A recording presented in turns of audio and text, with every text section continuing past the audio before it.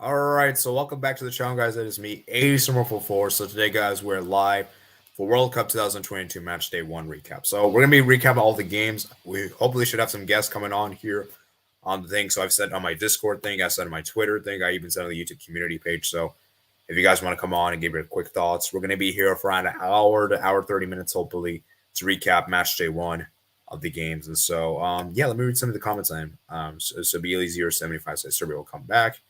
And Blake Hernandez says, big up AD. Thank you guys for joining. Thank you guys. Make sure you guys smash the like button. We're at 6 likes for today. Let's try to get to, let's say 15 likes. I think 15 likes is a good target. 15 likes is indeed, I believe, a good target. So let me go ahead and tell people that I'm live. So that way, everyone knows that we're live. So let me go ahead and tell people I'm live. So live now. And also make sure you guys check out the video I just uploaded. I just did for them today's game. So yeah, like I said, guys, we're gonna go ahead and get started. So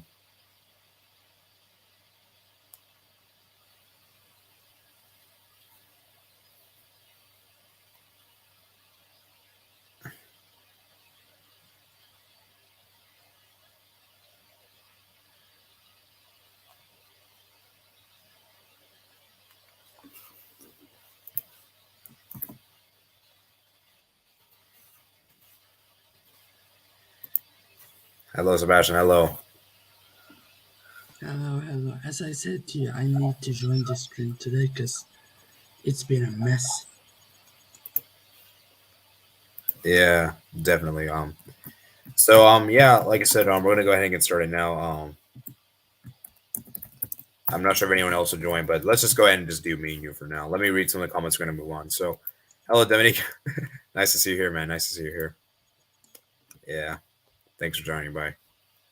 Okay, let's start with Group A games. Let's start with the World Cup Group A games, shall we? So, And I actually tricked everyone that I was not going to watch this World Cup. And then I watched one game, and then I was like, you know what? Screw it, let's watch the World Cup. Like, right now I'm so into World Cup that I don't even think about something else. But, it feels good to come here, because of, what I said to you earlier.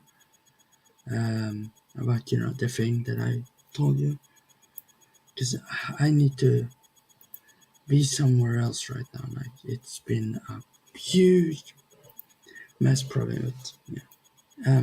Eddie, you happy about this match day? yeah, I mean, we had some interesting results, definitely. So let's start with Group A, shall we? So let me read some more comments before we get started. So Rank Tugsball says, yes, big of AD. Can I join? Yes, you can join. So I send the link on my Twitter page. So check my Twitter And on homepage. community. Yeah, I In also the, sent on the community page and I also sent on the Discord as well. So if you want, you can join from any of those places. So I'm not going to individually send. It's just a lot easier just to send in that way. So yeah, I sent a link all those places. Okay, let's do it. So excited. Yeah, I'm excited too, man. Excited. Matt says hello, hello. Okay, so let's start with Group A. Let's start with the early kickoff game. Obviously, we had Ecuador, Qatar. I mean, give me your quick thoughts on that game.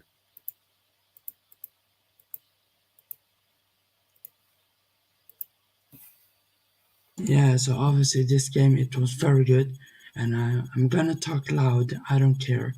And Ryan Jersey Boy said to me, talk loud, and I'm gonna do it. So I think this game between Ecuador and Qatar were very, very good. I think Ecuador, they played amazing football. Obviously scored 2 goals by Ener Valencia, the former West Ham player, and obviously former Tigres players, I believe. Or he played for one of those clubs in the Liga MX. He has played for so many, so can't even know which teams he played for, basically. Ecuador, I think they played very, very well. I think they dominated this game. I think Qatar was not, they're not good enough for this group, basically. And I know some people said they were going to go through the group, and one guy said they were going to go to the quarterfinals. Steve, Steve. um, and I think this Qatar team, they have some okay players like Almoez Ali and a thief who has the name backwards, FIFA, and that's kind of hilarious that I found it.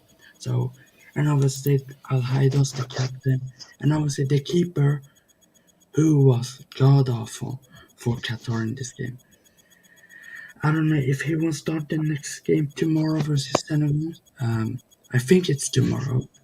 Yeah, it is tomorrow because It is. there's World Cup games all over the place. Um, Obviously, Netherlands versus Senegal. I think Senegal was very, very unlucky to concede those goals, but I think Netherlands, they took basically the pen and paper and told them, "You are not going to win this game," and they scored two late goals. Um, expect I expected both Netherlands and Ecuador, to win. But let's see what Senegal can do versus Ecuador, obviously in their last match day. So right now, I expect Ecuador and Netherlands to go through with the way they're playing, and obviously Senegal without Mane. Obviously, that's tough. So let's see what happens in this group. Yeah, let me go unmute myself. Sorry, sometimes I forget that I'm muted. So, yeah, Rank, give me a quick thoughts on this in the both match days. Let's just do Group A games just for now. Well, I wasn't watching the opening game, honestly, but I did watch the highlights, and honestly, yeah, I want to give a public apology to Ener Valencia because I said that Ecuador were really lacking in that striker department, and they couldn't keep relying on Ener for their attack, and he came in clutch in that first game, honestly. Super great to see. I'm super happy for Ecuador. I am always rooting for the CONMEBOL teams that are in Brazil. But yeah, it was great to see them pick up this win after all the talk there was around this game. And as for Senegal versus Netherlands, I think Senegal really have to be kicking themselves for not picking up a result here. You could see that they were missing Mane. They couldn't finish their chances. And when you cannot win a game in a World Cup, you at least have to make sure you don't lose. And that's what they didn't manage to do in the last few minutes of the game. Mendy did a few clumsy mistakes and allowed the Netherlands to score 2 goals. Obviously, great for the Netherlands and props to them for picking up the 3 points. But, man, you got to feel bad for Senegal for losing like this after the game they put out. Yeah, definitely, man, definitely. Mats, give me your quick thoughts, and I'll read some of the comments, and we'll move on to the next group. I'd say Qatar were disappointing in that first game. Ecuador got their game plan right. They served under Valencia as well. I thought the standout player for Qatar was Muntari when he got subbed on. He came the closest to scoring, and it might, for the next game, it might be worth for Qatar to try and play Muntari and Ali alongside each other with a thief but in behind, and then what they do with the defenders and the rest of the midfield, I'm not sure, but it's just something that they could try. And then in the other game, Senegal did okay, and so did Netherlands, but I think by the end, the Netherlands had managed that's the game the better, and you could say they just about deserved to win. Yeah, definitely, man. I agree with all of you guys saying. I'll quickly give my thoughts real quick. I already did video, so I'm gonna make this quick and sweet. Ecuador were really good against Qatar. I think they definitely deserve the win. I do worry though that I feel like Ecuador is a bit too reliant on Ener Valencia, and I did see a stat that I think Ener Valencia has scored all their World Cup goals. Like he scored like the last 5, I think. Like I don't know. Like you guys could probably correct me in the chat, and maybe you guys. Yeah, yes, he has like 7 in 5 World Cups or something. Yeah, it's like they're very reliant upon him, and apparently, apparently he's injured. He's got injured in the game against Qatar. So he came off with injury. Oh, yeah. gosh. So I don't know if he's gonna be injured, but yeah, he did come off. It's very worrying for Ecuador. So I mean, I think he may. I don't know if he's gonna be fully fit for the game tomorrow. We'll have to see, obviously. But yeah, I mean, Ecuador, they looked really good. And as for Senegal, man, kind of similar to Ecuador. Like, I think both teams are actually play a very similar type of football. It's just they just don't have that. They just don't have that guy that's like clinical, you know. And they're very reliant on their talisman Mane and Valencia, respectively. So, you know, and I've always said Edouard Mendy, man. Yeah, Oh I'm my gonna God. come into this with when we talked about the Brazil game, also. Yeah, Edouard Mendy, man. Edouard Mendy, man. It wasn't good, man. He had a terrible game in goal, and honestly, I am not even. It's now I understand why Chelsea's benching him. like, I think it's ridiculous. So, the first That goal, mistake he did from the first goal when Gakpo scored. Oh my goodness! yeah, Why is he? If Alois Cisse, the coach, if he knew Mendy was in a bad form, why didn't he start the backup goalkeeper Gomes? He probably would have done better. You know, back up. He might take the chance to maybe get first yeah. place in the team. I think it was a wrong decision to play Mendy in this game. Yeah, I mean, the thing is, Sebastian, we have to look at it from at the time because obviously after the game, it's easy to say, "Oh, look, he shouldn't have started." But at the time, like, I don't think it was a bad idea. But after seeing this performance, I do think that there should be serious questions whether he should start the next game. Like, I do think there should be serious questions. Eddie, he His hasn't been good. Yeah, he hasn't been good at all this season. He hasn't been that Yeah, good. I know. Yeah, I know. Like, I know against Leeds, Aronson scored that goal. I know you're gonna bring that up. But as I said, I just feel as though that I understand because he's been generally been good for Part of Senegal. what should do. Yeah, but the thing, What I would say is part of what should come down into deciding who should be the next goalkeeper is I think it's because well I guess it's got to go down to the goalkeeping in coach and see how Mendy can like improve and all that. Guess back to the drawing board for Edouard. I think Yeah. Senegal has a very like a good team, but I think without Mane, I don't see them going through. Because you know, Mane, he scores the goals, and he's so important for that team, as we've seen in the qualifiers. AFCON, Mane is yeah, the most important player for them. Like, I know people would say if Koulibaly gets injured, it's the worst thing. But I think Mane is definitely the worst thing that could happen to Senegal if Mane gets, injured like this. I think Senegal, if they don't beat Qatar, it's they ain't going through if they don't beat Qatar. I'm It's sorry. pretty much over. Yeah. Yeah. And if Yeah, I agree on that. if Qatar beats Senegal, then it's on that Qatar could, who knows, make the quarterfinals, as Steve said. Who knows? yeah. But anyways, Who knows? yeah.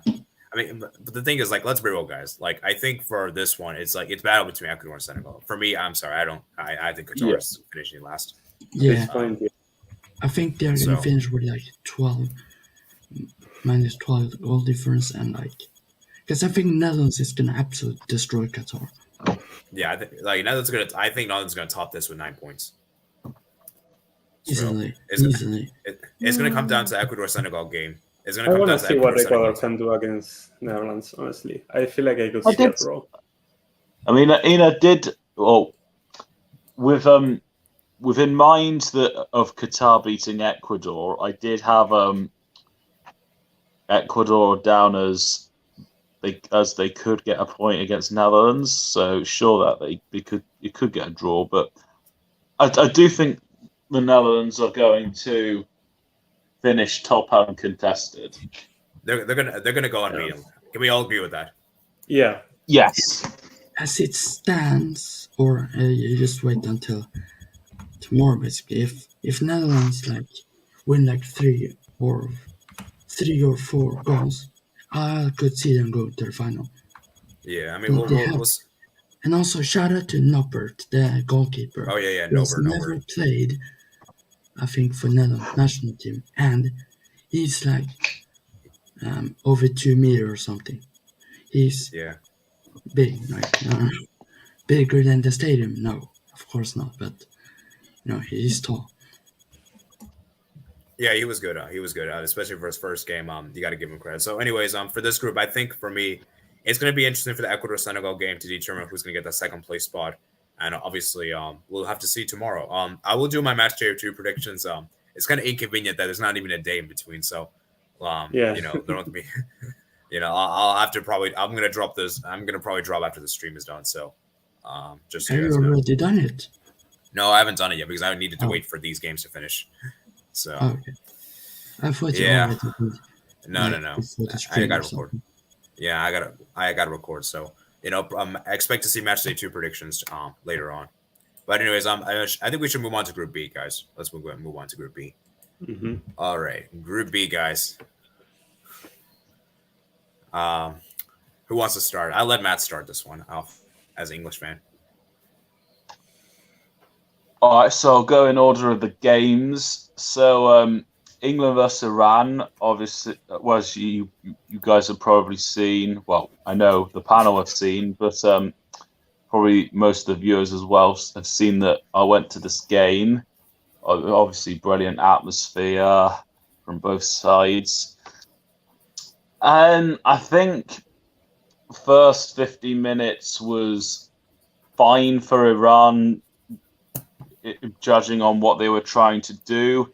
But I think the fact that Jude Bellingham scored fairly early sort of disrupted the Iran's game plan a bit.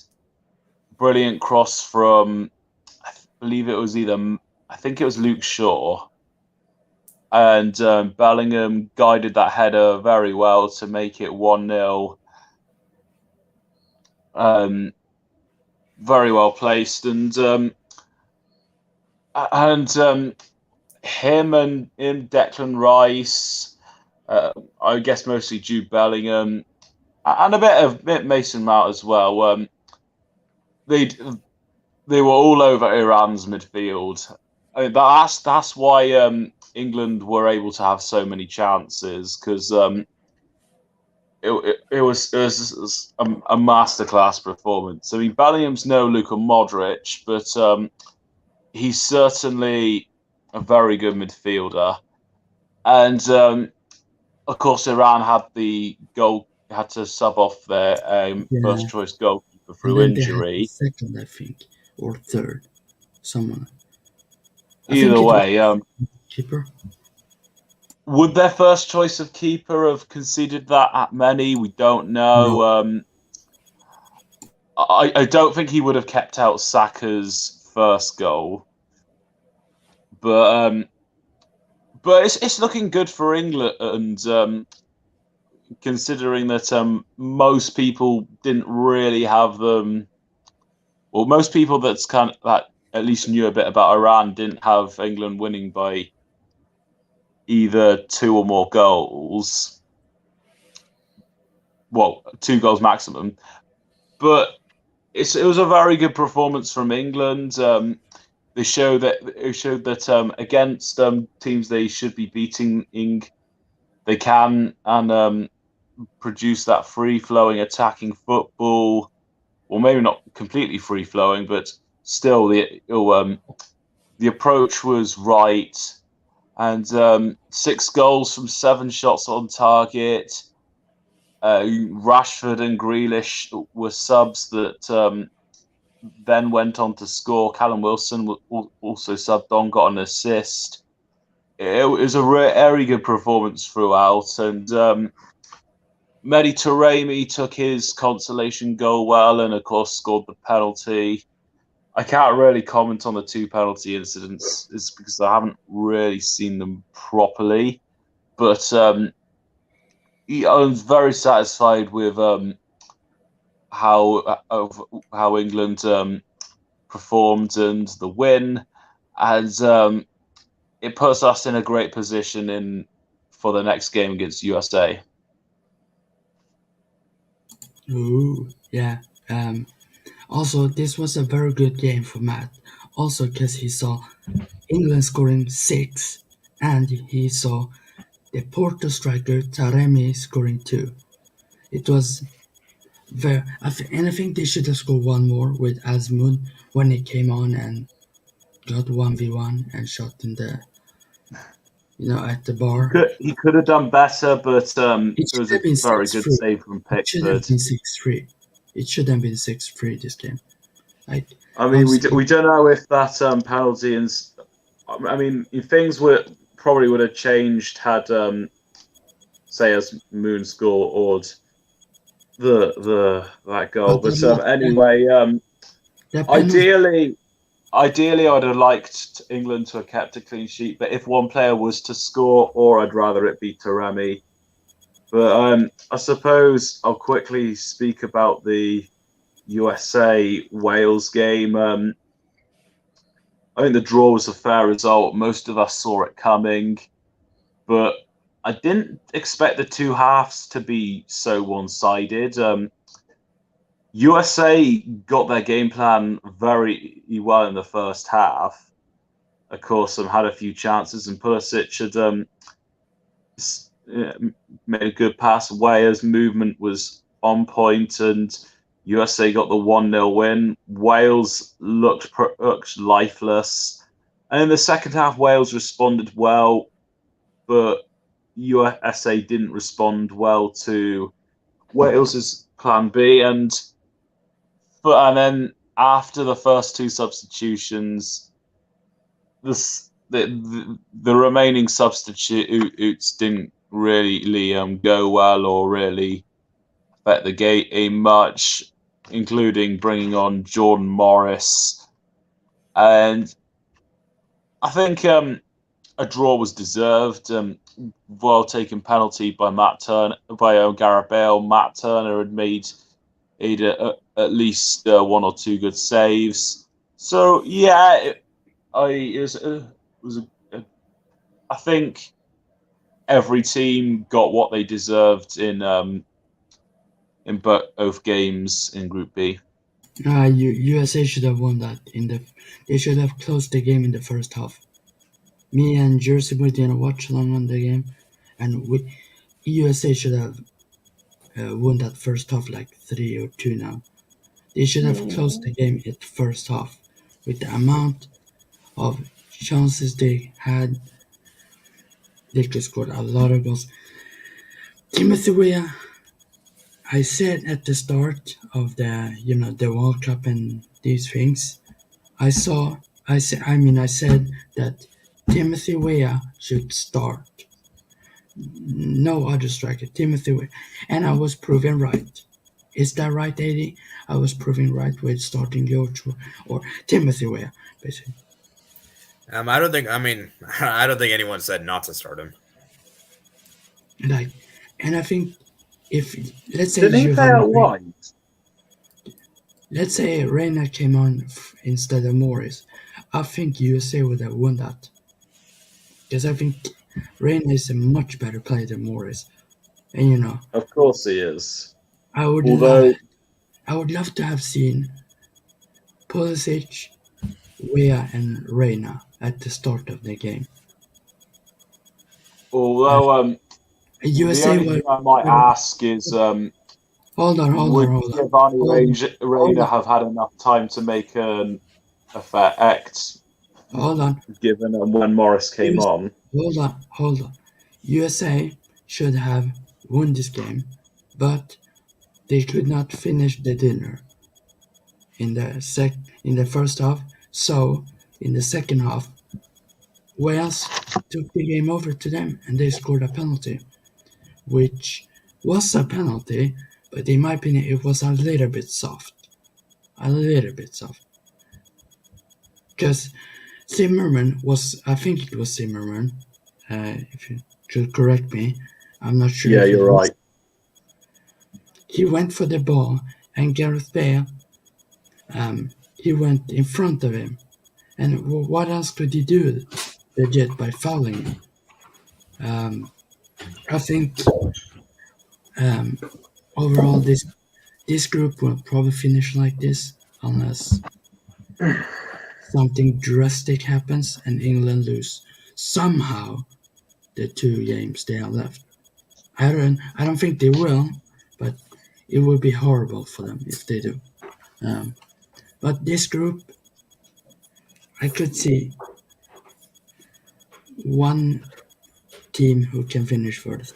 It's England, and then for the second spot, I think it's definitely between those three, or between USA and Wales. Because I don't think Iran, as they play versus England, obviously with the things going on in Iran, I won't blame it too much on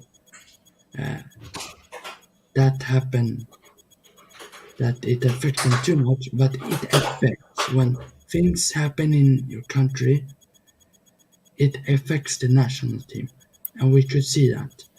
Yeah. The defense was not good enough. The midfield was meh, and Taremi was the goal scorer. I think if Asmun had started or came on earlier, like in this before the second half, I think we could have seen some difference. But England, one of the favorites, just the way this team plays. Like if we take off Southgate, which I don't know if we should, but if we look at the team when they play with each other, they have so much chemistry with each other. Saka, and then obviously Kane. And I've people saying Kane doesn't offer much to this England team, but they actually do. He actually offers so much for this team, and we could see this game. Yeah. Like England, I could see them going far, but in my prediction, I predicted them to go out versus France in the quarters, I think.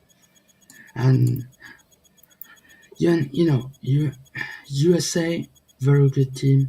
Wales, very good team. Iran, not that good right now. But I still think USA is slightly better than Wales. Slightly. Even though USA's defense is kind of, meh.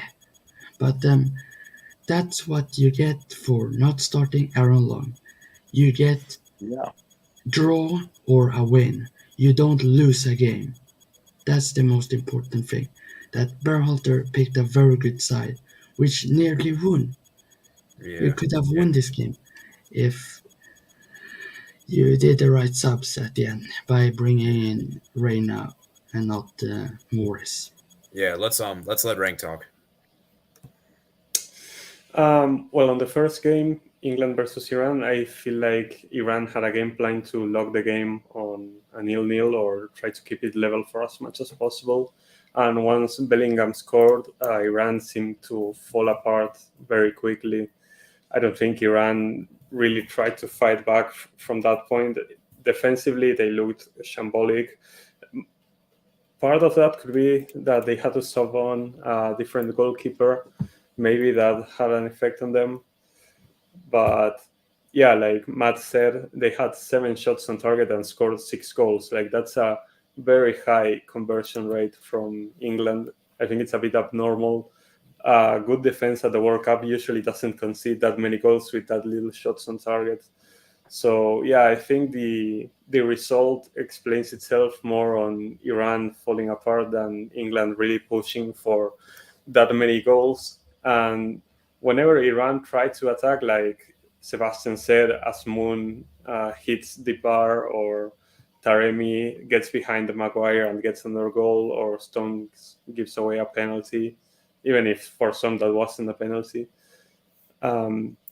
So yeah, I'm really interested to see what England can do against the USA, because as of now, I don't know if I'm fully convinced on England. Even though they had a really good scoreline at the end, I think Iran really fell apart after that first goal.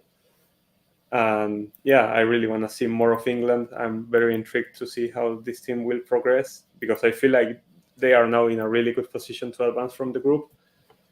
As for Wales and USA, yeah, the first half, the USA were very dominant and probably could have had another goal. But in the second half, yeah, Wales really wanted it more, went very aggressive in the offense, and deservedly got that equalizer. I don't know if definitely Gio Reyna should have played this game, but I don't know if he really gets to make an impact in the game, like Matt said. So yeah, a draw, deserved result. And now we're going to have a very interesting scenario. Tomorrow morning, we are going to have Wales against Iran, and every USA fan is going to be cheering for Iran to get a result here.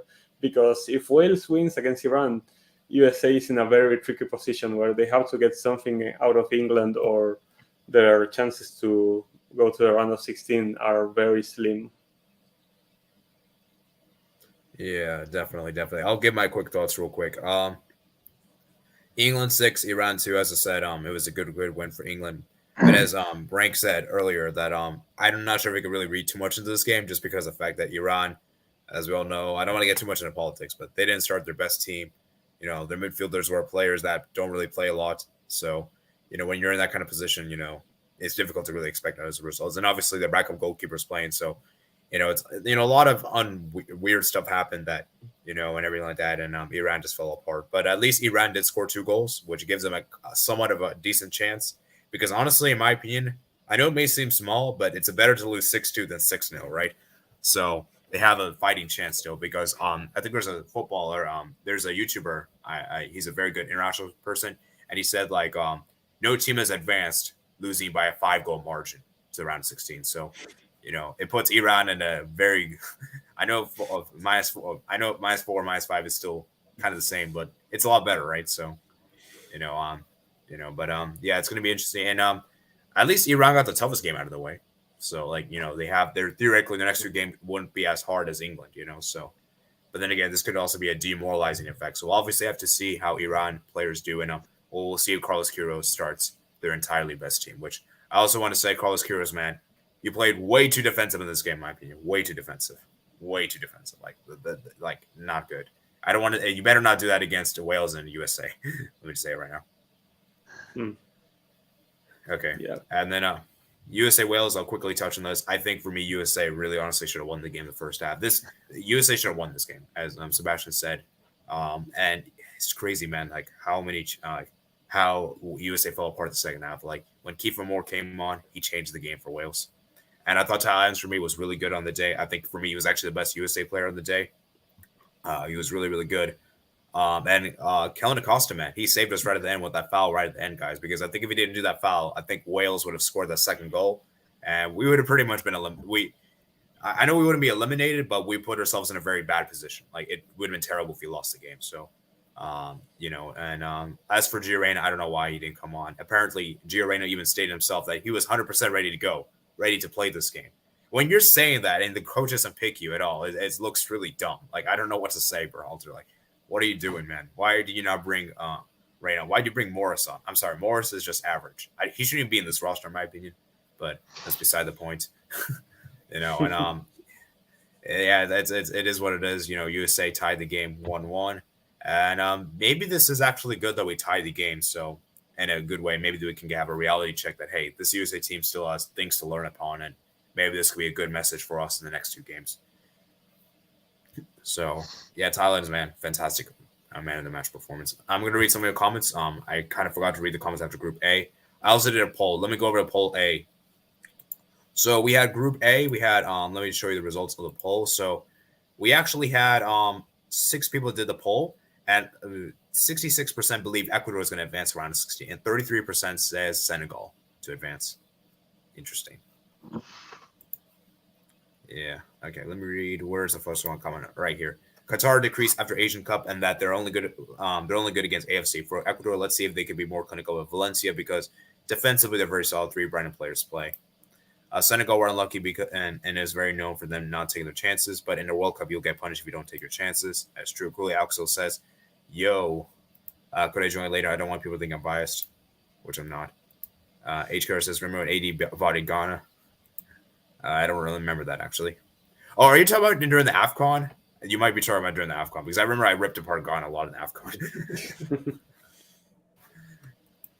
I accept losses, which is normal. I don't care about Iran anymore. Don't think I can. Don't think I don't. Okay. Qatar is bad. Qatar is not even close to third in the group. Ecuador generous to Qatar. Ecuador versus Senegal will be very interesting matchup because both teams are very similar. That's exactly why I say I think it's gonna be a big game on the final match day, guys. Big game. They'll finish bottom with the goal difference -12. I think Netherlands and Ecuador are going to advance around. So Cosmic Gaming says Ghana deserve more. If it was 2018, Iran versus England would be having so close. Matt, as an English fan, what do you think? Do you agree with this or no, or you're not sure? Yeah, I see some truth in that.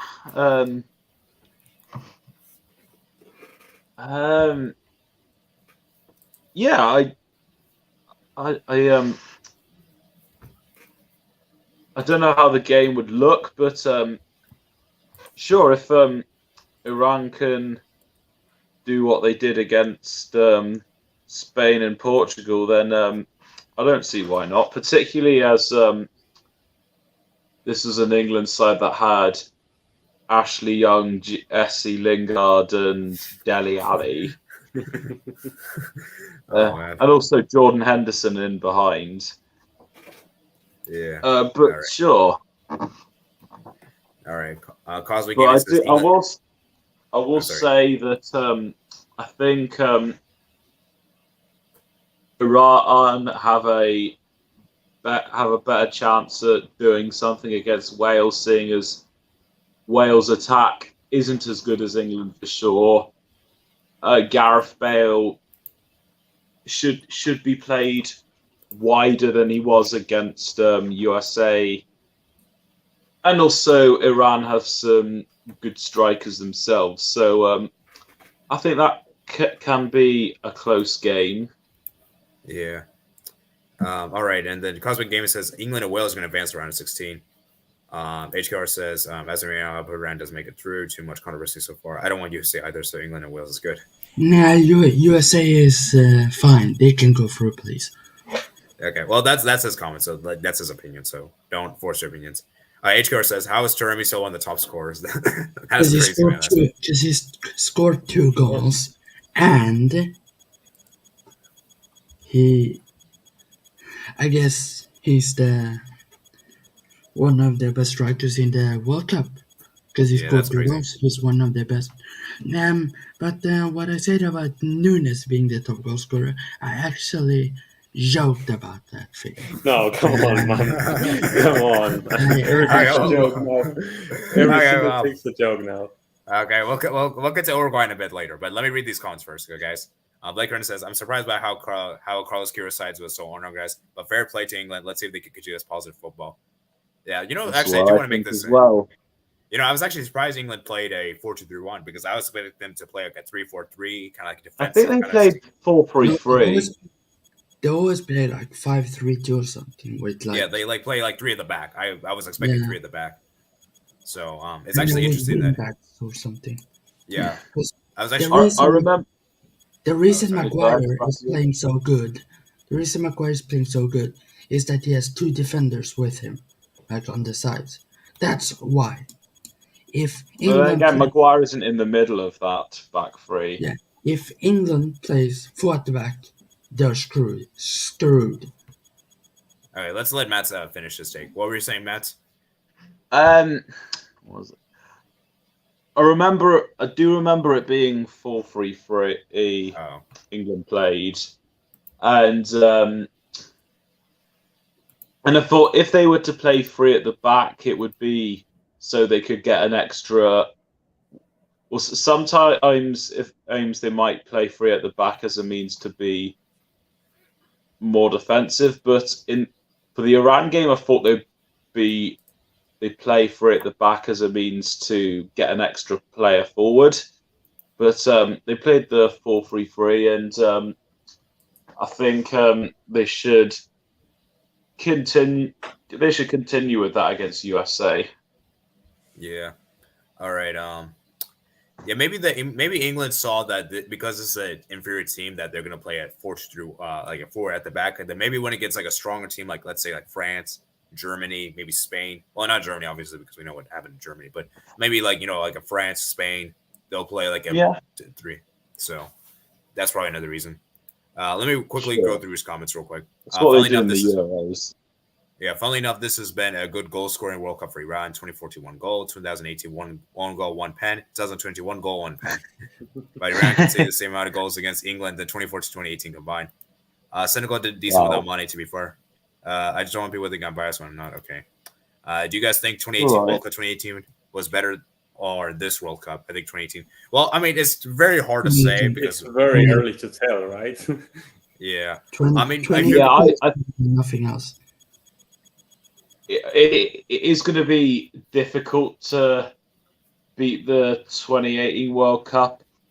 However, I would say this has been a good World Cup so far. Although it's likely to be at a disadvantage with the fact that Qatar look like they're going out, and in the last one, the hosts got to the quarterfinals. Steve. Steve. Yeah. Okay, but I mean, I think are you talking about from 2018 Matchday 1 and 2022 Matchday 1? I mean, if we're going just by those two, at that time, then I would probably say this one's been better, just because I don't think we saw. If someone says World Cup 58 is one of the best, get in the bin. It's not. Yeah. So like because we. Oh, sorry. What were you saying, Matt?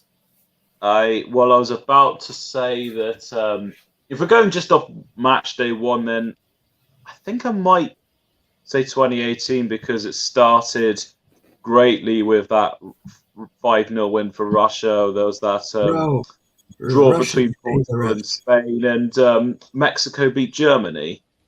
Yeah. Oh, and Argentina. You all know what happened in that one against Iceland. You all know what happened in the 2018 World Cup. Russia only made it far because they were like transformed to like Captain Americas or something. Yeah, no, let's not get into that stuff. Okay, I know what you mean, but I don't want you to say that stuff here. Okay. And of course, Sweden made it. Yeah. Okay. Let's just move on, guys. Let's move on. It's too early to tell. We haven't had an own goal in this World Cup yet. There's 12 own goals World Cup 2018, 11 own goals year 2021. That's why Sweden ain't in it, because Sweden always scores own goals. Yeah. Thanks, Sebastian, for mentioning that the reason it's not playing well is because what was happening in the country. Some people think Iran's weak, but I haven't watched 2014, 2018. Yeah. I wish Iran played like Japan, even 2014, 2018, just too scared. Falcons on. Enrique Andre comes with strange lines and delivers. It was England 2-2, Netherlands versus Ecuador 2-1, Iran versus Wales 2-1, Senegal 3-1 Qatar. Oh, Neymar it's football versus soccer. Football versus soccer. So Neymar didn't have a good game. Neymar was constantly fouled, and 2018 Cheryshev. Yeah, 2018 Cheryshev was really good that World Cup. That was prime Cheryshev, prime. I think that was the only thing he did, the only good thing he did, because he was at Valencia, Real Madrid, and some other thing. All right, guys. We spent I'll just quickly say, seeing as what Sebastian just said about football versus soccer, also on Friday, you could draw many versus comparisons. The one I'm going to say on Friday, it will be Def Leppard versus Green Day. Yeah. Are you still in Qatar, by the way? Yeah, I'm here until the 6th of December. Okay. I was confused. All right, guys, we're already in 43. We're already like 44 minutes. So we only went through 2 groups, so we need to speed up. We took a little too much time. So speed up. Yeah, we need to speed up. So next one, I think we're just gonna do by like BLE. I'll let you go first because since you just joined. So give me a quick thoughts of Group C. If you're here. I am here. Okay. Group C, this is interesting. Saudi Arabia, Poland, Mexico, Argentina. So I don't want to offend any Argentinians, but they were not that great against Saudi Arabia. They did have a couple of counterattacks, but wasn't great at all. I respect Argentina because I do like Lautaro a lot. Of course, I'm an Inter fan. I have to respect him. Correa is trash. Sorry. He's not been good for Inter. But going back to Argentina, they did play well in the first half an hour, but after that, I thought Saudi Arabia, they defended with such brilliance throughout this game. They were defending their hearts out, literally. Their lungs were falling out of their bodies while they were defending. And I thought Saudi Arabia fully deserved to win the match. It was an excellent goal by Al Dawsari, one of the contenders possibly for the goal of the tournament. So yeah, I fully deserve for Saudi Arabia, and most likely they will be going through. So Yeah. between Mexico and Poland, I didn't watch the game between Mexico and Poland, but I did see the last 10 minutes of the game. But it was Ochoa, another masterclass. Ochoa, it always shows up at the World Cup. He always does. Saved Lewandowski's penalty. Once again, Lewandowski doesn't show up in a big game, which is really disappointing from him. Then I thought Mexico in the midfield battle. I thought Mexico played much better than Poland, even though I didn't watch the game. I thought they played much better than Poland, but they just couldn't. They didn't have that much quality up front in order to kill off the game and to eventually get the 3 points. So I think it's an interesting start for Group C, and it'll be more interesting after Matchday 2 is done, especially with Argentina, Mexico. Yeah, and I could. Okay, if you guys want, I could go next, but it's your first pick. Saudi Arabia, everyone picked them to get fourth or third. I think I predicted them third, if I'm not mistaken. Yeah, I predicted them third. If they win this group, people gotta respect this team. Because They got to imagine, respect them anyway. imagine Saudi Arabia wins the World Cup. That would be absolute mental. And you know what? I would love to see it happening. And I think Saudi Arabia, they play very, very well. But I think I think Argentina underestimated this Saudi Arabia team. Because yes, I think they did. These offside goals. I think Argentina was thinking, oh yeah, we could score these offside goals and then be fine, and still win this game. But Saudi Arabia, shout out to the goalkeeper, or Vice, I think his name is, AD. If you could correct me, I'm not sure. Yeah. I think his name is Alawais. Alawais, I Alawais. think. Yeah. Yeah. He got man of the match. You know what? This World Cup has had some crazy results, and it would be funny to see Mexico kicking out Argentina, but for some reason I don't see it happening. But All right. it's Ochoa. When he turns up in a World Cup, anything could happen. Like, All right. in my opinion, the best goalkeepers in this World Cup generally is Ochoa, Sommer, and Alisson. Okay. So And rank. probably Matt Turner. Probably. Okay, rank. I want you to tell me your thoughts because you're an Argentinian. So give me your quick thoughts. Rip. Yeah, I spent a lot of time thinking about this Saudi Arabia game. It's all I could think about for this week because I give massive props to Saudi Arabia because they had a very risky strategy playing in this mid block and pressing high up. They left a lot of space for our strikers to run into, like Di Maria, like Messi, Lautaro. They had a lot of space to run into, but they played this mid block to perfection and set up an offside trap that we fell into a lot of times. We had 10 offsides this game, which is absolutely mental. And yeah, props to Saudi Arabia for defending that well in that mid block using such a risky strategy. And we fell for the trap. Argentina was never comfortable on the pitch. We didn't look great. We had only two players playing in the midfield, and they were both underwhelming, De Paul and Paredes. So even with Saudi Arabia playing this well and Argentina looking that underwhelming, you still cannot explain how Saudi Arabia wins this game because they had 3 shots the whole game, and they managed to convert 2 of them. They had an expected goal of, I think, 0.14 or something absurd like that. So even with Saudi Arabia playing this well, like I said, I don't know how you explain them winning this game. It's absolutely just World Cup magic, in all honesty. So yeah, I think Argentina got really unlucky this game with the offside, some being super close, like half a shoulder, the one from Lautaro, and how Saudi Arabia managed to convert those chances that were just from recovered balls in the midfield. But yeah, massive props to them for converting the few chances they had and holding on to the result. Their goalkeeper was amazing. So yeah, we have to take this loss, even though I still think that we deserved a bit more from this game. Yeah, it is what it is. We just have to recover mentally for the next game, which is a must win now against Mexico.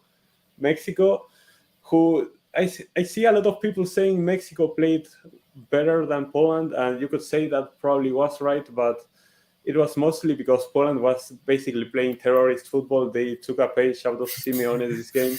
They just sat at the back and defended all game. And of course, Mexico is going to look better in the game when you have the ball all the time, are making a lot of passes, and you are the only team on the pitch who has any intention to go for the goal. Of course, you're going to look better, and Mexico weren't able to convert their chances. If Lewandowski scores that penalty, Poland win this game and probably are in a great position to go to the round of 16. But no, Ochoa shows up once again. And yeah, the game was a complete snooze fest. I fell asleep, to be honest. Poland didn't want to play the game, and Mexico couldn't convert any chances. It was terrible to watch. So yeah, very much looking forward to Saturday. Very nervous about the game, but Lozano gonna outshine Messi and kick him out. Can't wait. We'll see. Yeah, I mean, I to be honest, I kind of regret doing a watch line for this game. Yeah, man, it was so hilarious to watch that game. Lautaro Martinez, I'm sorry, he can't start next game. I'm sorry, he can't. No, shut up. No, he can't. No, he can't. Lautaro, otherwise the offside, he should have scored. This guy is very good for Inter, but he's not that good for Argentina. Every chance he has, he scored it, but he was offside. If Dybala starts versus Mexico, shut up. They are winning. Dybala is not starting versus Mexico. He's going to be used as a super sub. Lautaro is not bad. Lautaro is a good player. Lautaro is a good. I feel like we're getting a bit off topic, and we're not going to rely on this. All I just want to say is that Lautaro is good. Right. He's just not clinical enough when he has to be. That's all right. Let's let Matt talk. He's an offside motion. Okay, let's let Matt talk. Jeez. I'd say that. Alvarez. Are you done, Sebastian? Okay. There's nothing really for me to add on the Argentina-Saudi Arabia game. I think everyone pretty much summed it up perfectly. The points were great. As for the other game, well, Mexico were the better team. They had more chances. But Robert Lewandowski bottled the moment to at least put Poland in front. Yeah. It was a big chance. And yeah, I mean, anything else on that Mexico-Poland game? Not really. I don't think it was. And Lewandowski doesn't show in the big moments. Just saying, he does not show up in the big moments. I'm sorry. He's a wonderful player. I love Lewandowski, but he does not show up in the World Cup where he should be. Yeah. Oh, by the way, for Poland. I'm gonna say this right now. I don't care what anyone says. If Lewandowski does not score in this World Cup, he is a fraud, in my opinion. I'm saying this right now. even if he's a Barca player, I'm still gonna hold him accountable. Okay. So. Fair enough. I mean, he had all the service at Bayern Munich. You know what, Eddie? I love your honesty. Bundesliga tax. Eddie, I love your honesty with the Barca players. I know it's easy to be biased, but you are unbiased towards. You say the facts. When you when you say he will be a fraud if he doesn't score, it's true because if he doesn't score versus Saudi Arabia, he won't score versus Argentina. You got any other points to make, AD? Yeah, I mean, not really. I mean, I already kind of addressed in my video, so I'll just keep that there. But yeah, I mean, for this one, it's gonna be interesting for the Argentina Mexico game. It's like a knockout game essentially. It's like Yeah. I heard Argentinians are saying like we have 6 finals now. Now these group stage games, Pretty much. So Yes. We don't have any Mexico, margin of Poland. error right now. We Argentina basically needs blew our special chance speed against at the Saudi attack. Arabia. yeah. No, okay. I just want to say for Mexico, Poland, this probably will be the most boring match of this World Cup. Could be. Probably. Yeah, so I mean, Especially it being 0-0, it's pretty boring. yeah. So before we move on, let me go ahead and end the poll real quick. So 4 of you guys actually think Wales will advance in second place, and let me do a new poll. And the question is this one: it's simple. Will Argentina advance? That's the poll question. This is the new group of death, by the way. The new group of death. The new group of death. One last thing before we move on. Rank. Do you still have confidence that Argentina will top this group? Top this group.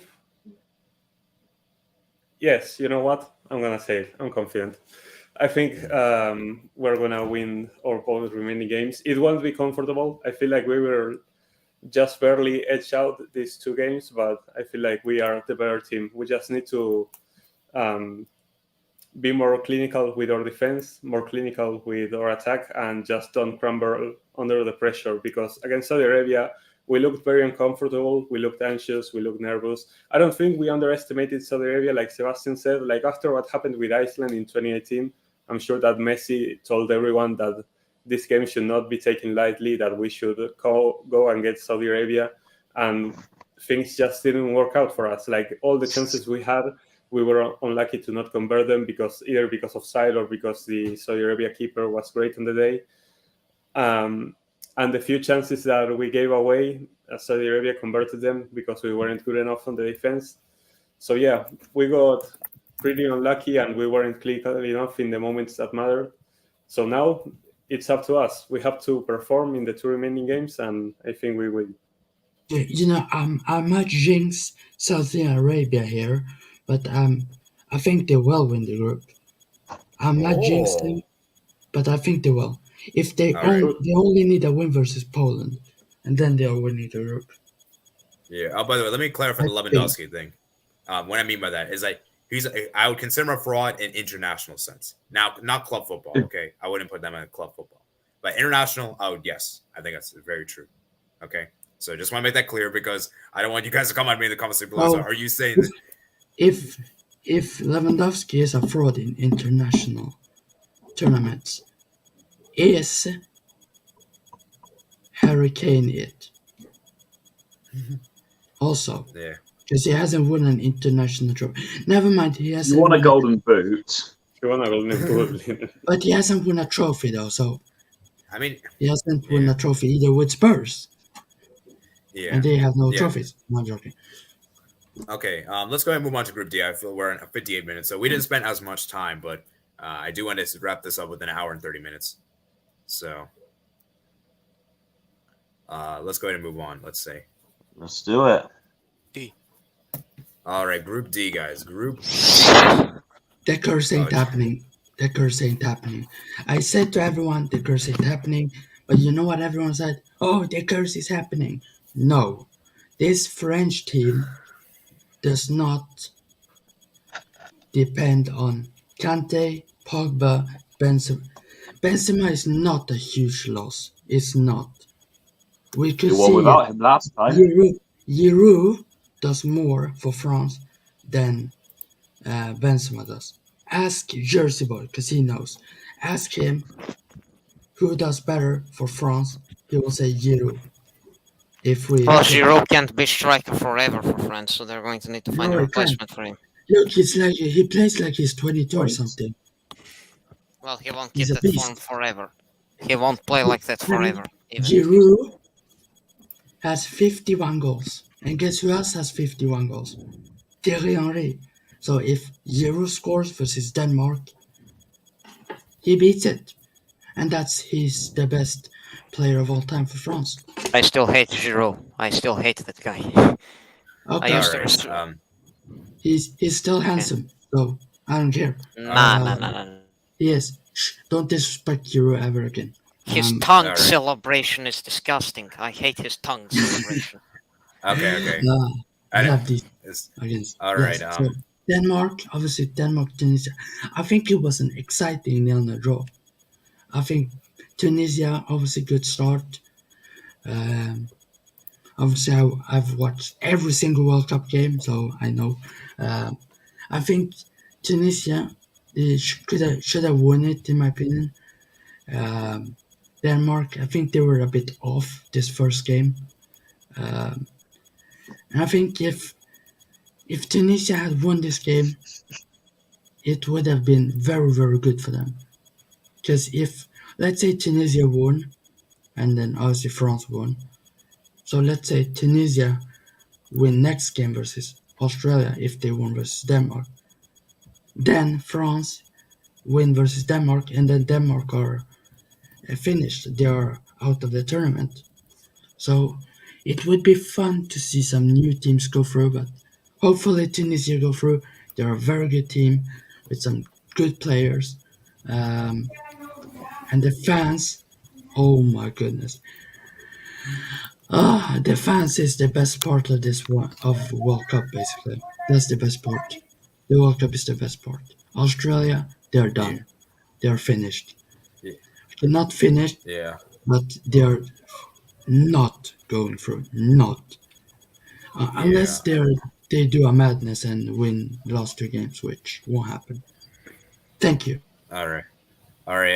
Anyone else that wants to talk about Group D? If you're going to talk about Group D, please make it concise because we still have for an hour 2 minutes, so I want to get through all the groups by an hour 3 minutes. I can go next, and I won't spend too long.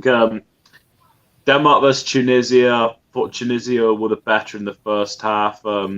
It came close to scoring a few times, including that super save from Schmeichel. In the second half, I thought Denmark improved and probably could have won it. And then in the France-Australia game, of course, France did very well. The creativity was on point. And Tunisia, I still think, are underdogs to go through to the next round. But the fact that they got the draw against Denmark and they've got the better chance of beating Australia than the other way round, then they have a case. And for the France-Denmark game, it's going to be unpredictable. Can you turn it off your mic, please, Bethel? Sorry. And that's okay, but yeah, I think this group, there's more to find out in the next 1 or 2 match days. Yeah. We're gonna go. Anyone else wants to talk about Group D before we move on to Group E? Well, I just have one comment. That France are not completely out of the woods yet because they have to play Denmark. They played Denmark 3 times this year and they've lost all 3 games. So if France by no means can allow themselves to lose to Denmark again, because if they lose to Denmark and then Tunisia beat Australia, they are actually both on 4 points and France is still on 3. So they have to go into the last match day on a must-win game against Tunisia. So for France to be out of the woods, they'd have to get at least a draw against Denmark. If they get a draw against Denmark, sure, they avoided the cross because that's pretty much them over to the round of 16. But if they lose to Denmark again, who they lost to 3 times already this year, they are still in danger. They are still in danger. So I want to see how they do against Denmark. Denmark obviously looked a bit off against Tunisia, but if Denmark once again beats France, the curse is still on, in my opinion. What if Australia wins versus Tunisia instead? Yeah, I think that really helps And France to Denmark, escape the then group. actually, if that happens, I think France and Denmark could go out both. Ooh. Mm. I mean, If, that would help France, yeah, but in the end, they're let's gonna have say to beat Tunisia.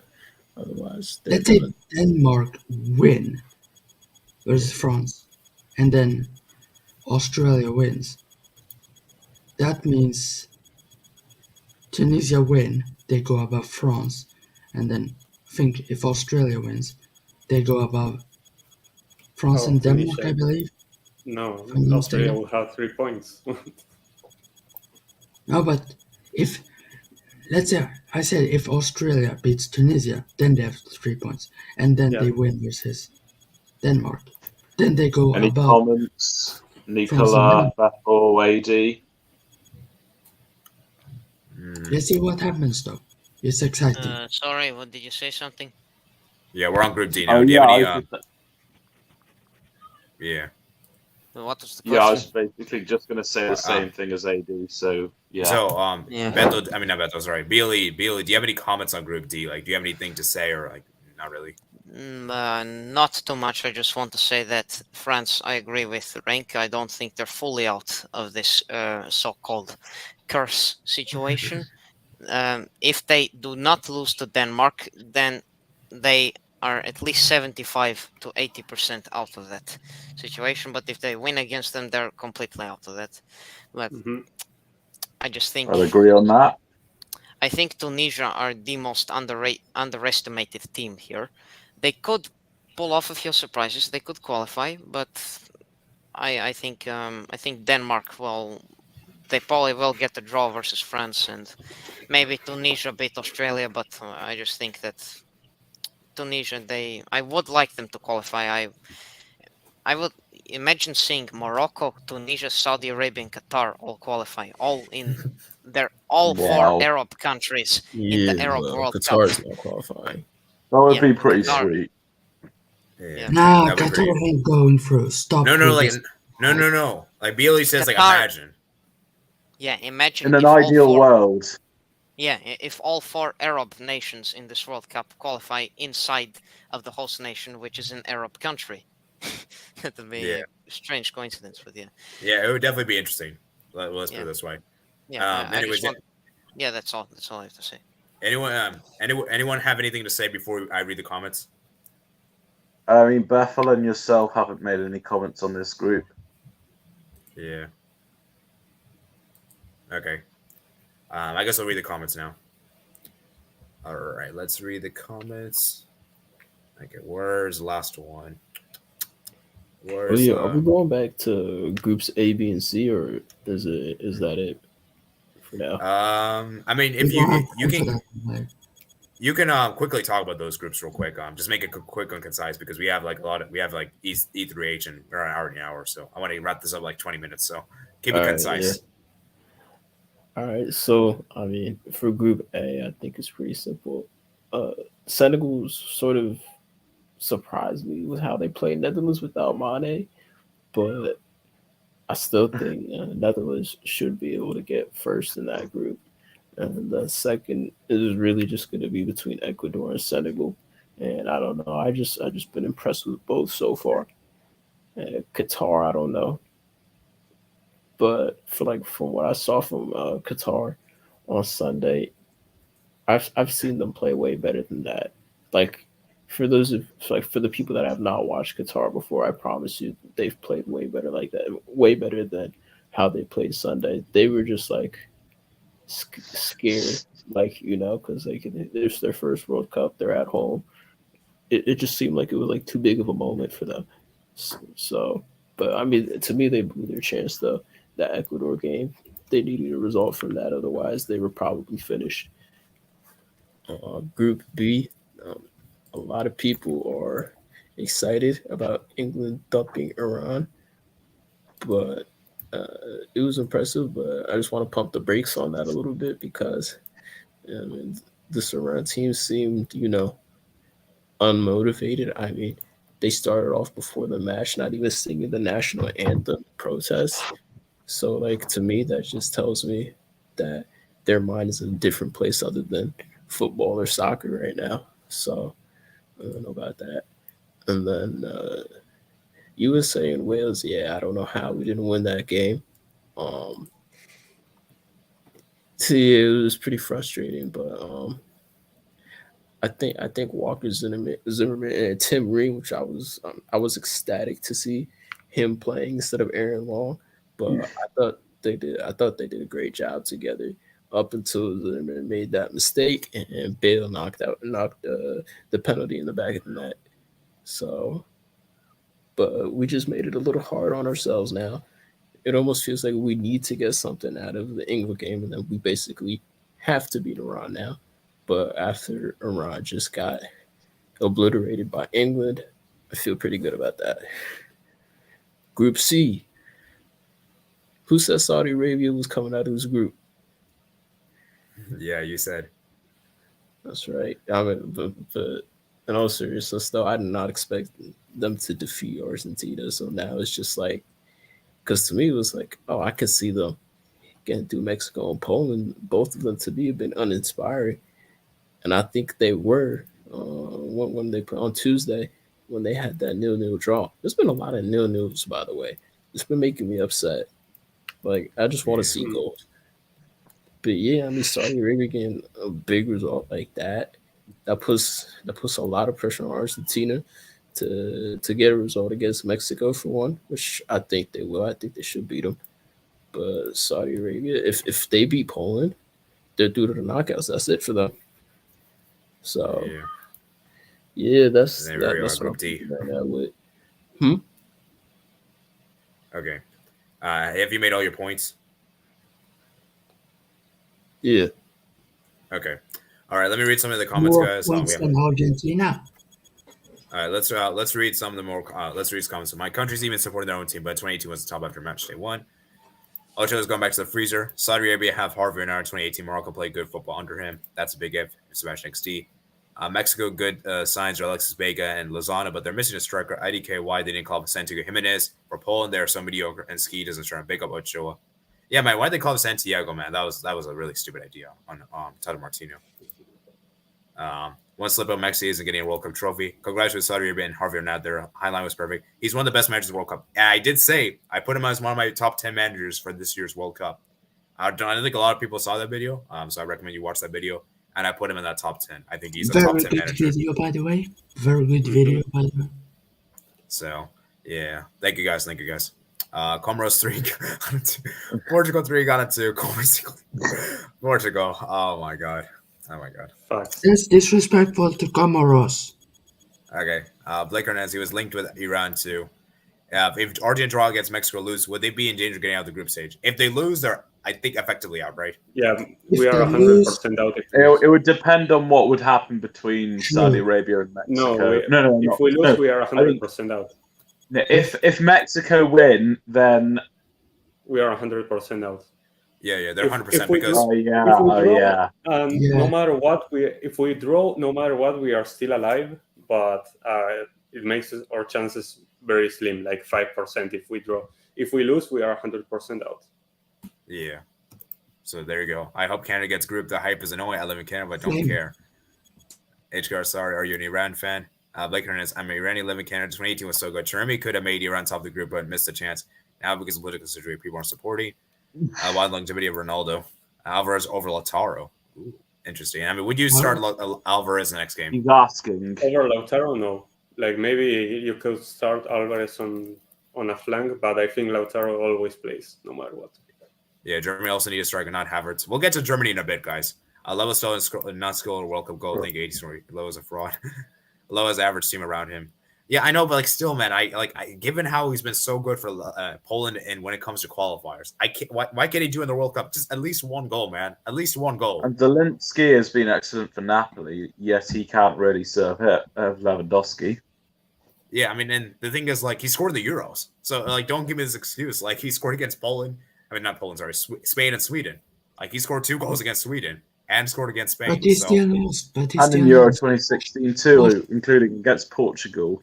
But the thing, like, he got pocketed by an Allsvenskan defender. Leva is finished. Would never be Messi. No, Sebastian, what I'm saying is that he could score in World Cup games. That's what I'm saying. Like, there's no excuse. That's what I'm trying to say. Like, Oh yeah, forget the outcome. he can score in Euros, but not the World Cup. Like, that doesn't make sense to me. A goalkeeper, Ochoa turns on more than ski. Ooh. Well, hello, everyone. Hello, Reason. Thank you for joining. Poi says hello. If Argentina draw against Mexico or lose, would they be in trouble? Okay, they already read that. World Cup is a bit overrated to determine players' success, as I said before. It's just 3 games per tournament and about 20 games in a player's career. I do think, though, it does show who has the mentality. I think it shows like who has that clutchness ability within them. I think that's what it shows. Because as far as consistency is concerned, this isn't a tournament for consistency. It's about showing up in the big moments. So, yeah, Argentina will still advance. They won't play that bad again. Yeah, I mean, what do you think, Rank? Do you agree that Argentina, like, this is like a you haven't seen this bad of a performance for Argentina in a while, right? Yeah, it's been a while since I've seen Argentina play this bad. I don't think we were terrible, honestly. I don't think it was an absolutely dreadful performance like to deserve to lose the game, but it was really bad. And yeah, I don't think it will repeat. I thought it was better than most of the games that I've seen under Jorge Sampaoli. Oh yeah, for sure. Just ignore. Didn't get lucky. Yeah, just ignore everything. Lewandowski for Bayern. See, let me clarify this. So Lewandowski is great for club. Like, I will admit this. Like, in terms of, he's definitely a Bayern legend. Anyone that doesn't say that is dumb, in my opinion. I'm gonna say this right now. He's definitely done a lot here at Bayern Munich. But it's just my thing with Lewandowski is that he's just not a big game player. He's just not a big game player. And like, I think we got to accept this from now. And I think we're seeing this very evidently clear this World Cup and this season for Barcelona. He's just not really been in big games. And even the Champions League they won a few seasons ago, he didn't really do much when it came to he didn't really do much in that final. And even against Barcelona, as you know, Bayern won 8-2. Gnabry had a much better game, and Lewandowski didn't do much. I know he scored that header, but like Gnabry was better, Perisic was better, Thiago was better. A lot of other players are better than him in that day. So, you know, I will say he is a good player. He is a great player, as Sebastian said. He is a great striker, but I'm not putting them as like the best striker of all time because for me, you have to be good in big games. Yes, and because in 1990, they lost their final game against Cameroon and ended up final would be a wake-up call for them. Okay, right there. Great point, Dijo. Ski is a major fraud and turned up big moments at UCL and big gains for your club. Harry Kane is way better. Yeah. Harry Kane is way better than Lewandowski internationally. I think, yeah, I will agree with this. Anyone that, yeah. Bailey is because if Argentina either draw or lose, they might be in trouble. I'll join for Canada. All right. I'll have to make space for you, so someone has to leave for Aftop to join. Tunisia is a good team. I hate the Canada hype. I don't know why it's annoying. And Mbappe is no mercy. Drew Chubb goal scorer Richarlison might be golden. A good shout as for Golden Boot. I told you guys, I wrote at the comments part of my video, all of you there, I wrote there, Saudi Arabia will be the surprise of the World Cup. Oh, yeah, definitely. That Richarlison goal was insane. Scissor kick. Costa Rica is the worst team in the World Cup, low, 0 shots. B Wells first. Iran's the weakest team in the World Cup, 6-2. Correct. Shout out to Japan. No joke. I don't even care anymore because others are not supporting. I still think they'll make the final. Denmark's not a better team than Tunisia in Europe. Is not a better competition. They are better physically, but not better than any competition, with exception of 4 to 5 teams of other at the same level. As 2018, Japan, Iran. Okay. HCR, forget that past live at time. There are way good of a squad. Choose my cross Kuros and way very bad line. Now forget past and now for some future. England makes the final versus Argentina or Brazil. We'll see maybe after match day 2. Let's go. We beat Iran with our first choice keeper, and their fans are chanting against the team. It's coming home. Yeah, the English fans are pretty excited, man. Denmark, dark horse. It's not coming home to England. People need to stop it. It's not. All right, we'll see.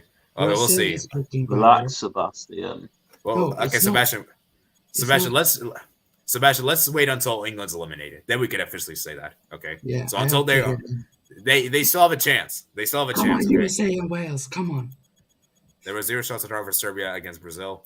Yeah, because other Iranians were sleeping as supporting. I don't know if it was supposed to be happy or sad when England scored. What's up, guys? Theodore says, people sleeping on Tunisia. I do not enter politics. I do not want to talk about that. Yeah, neither do I. I don't want to talk about politics on here, so please don't talk about that here in this channel. Let's go, Arab. Qatar has the least. If they were so bad and their goalkeeper so bad, the manager looked like Ten Hag. My prediction is Argentina or Netherlands versus Denmark. The final. Tunisia fans are crazy. Agree. Tunisia plus Morocco plus Saudi Arabia could be at quarterfinals. That would be pretty insane if we could get all 3 in this quarterfinals. Yeah, Saudi Arabia will go to the final. Very well could have been Iran. But they still would have been in the quarterfinals. Yeah. I don't know about Denmark going that far, but maybe quarters, semis, we'll lose to England. And Netherlands, we'll see. Their tech's not that good. That way for that go, we say Argentina going through. Let's see. No one is mentioning Spain as contender. Ooh. Do you know which makes excuses we're bad? New Portugal versus Argentina. World Cup final, Brazil, Ronaldo, Neymar versus Neymar. But imagine Iran beats Wales and England win the game against USA. I think Portugal will make the final, but let's see. I have mixed feelings with the game. I was happy with 6-2 because the regime supports the team. Who said they want Canada group? Me. Does it call you home, Mets? I said it. Level Prime Days are already gone 2020.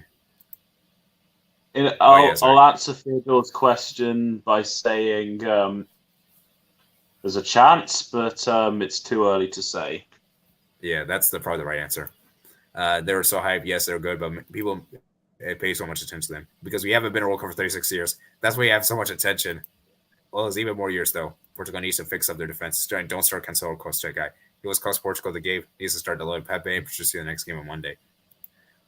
We are playing harder opponents than Wales in general. Plus, putting performance like that against Belgium when you're a low-ranked team is crazy.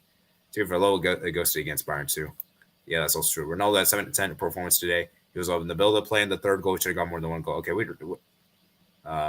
definitely man of the match. Front three for next game should be Rafael Leao, Joao Felix, Ronaldo, Otavio for Vitinha. Didn't look so bad. Needed Tony Silva, Pepe combined.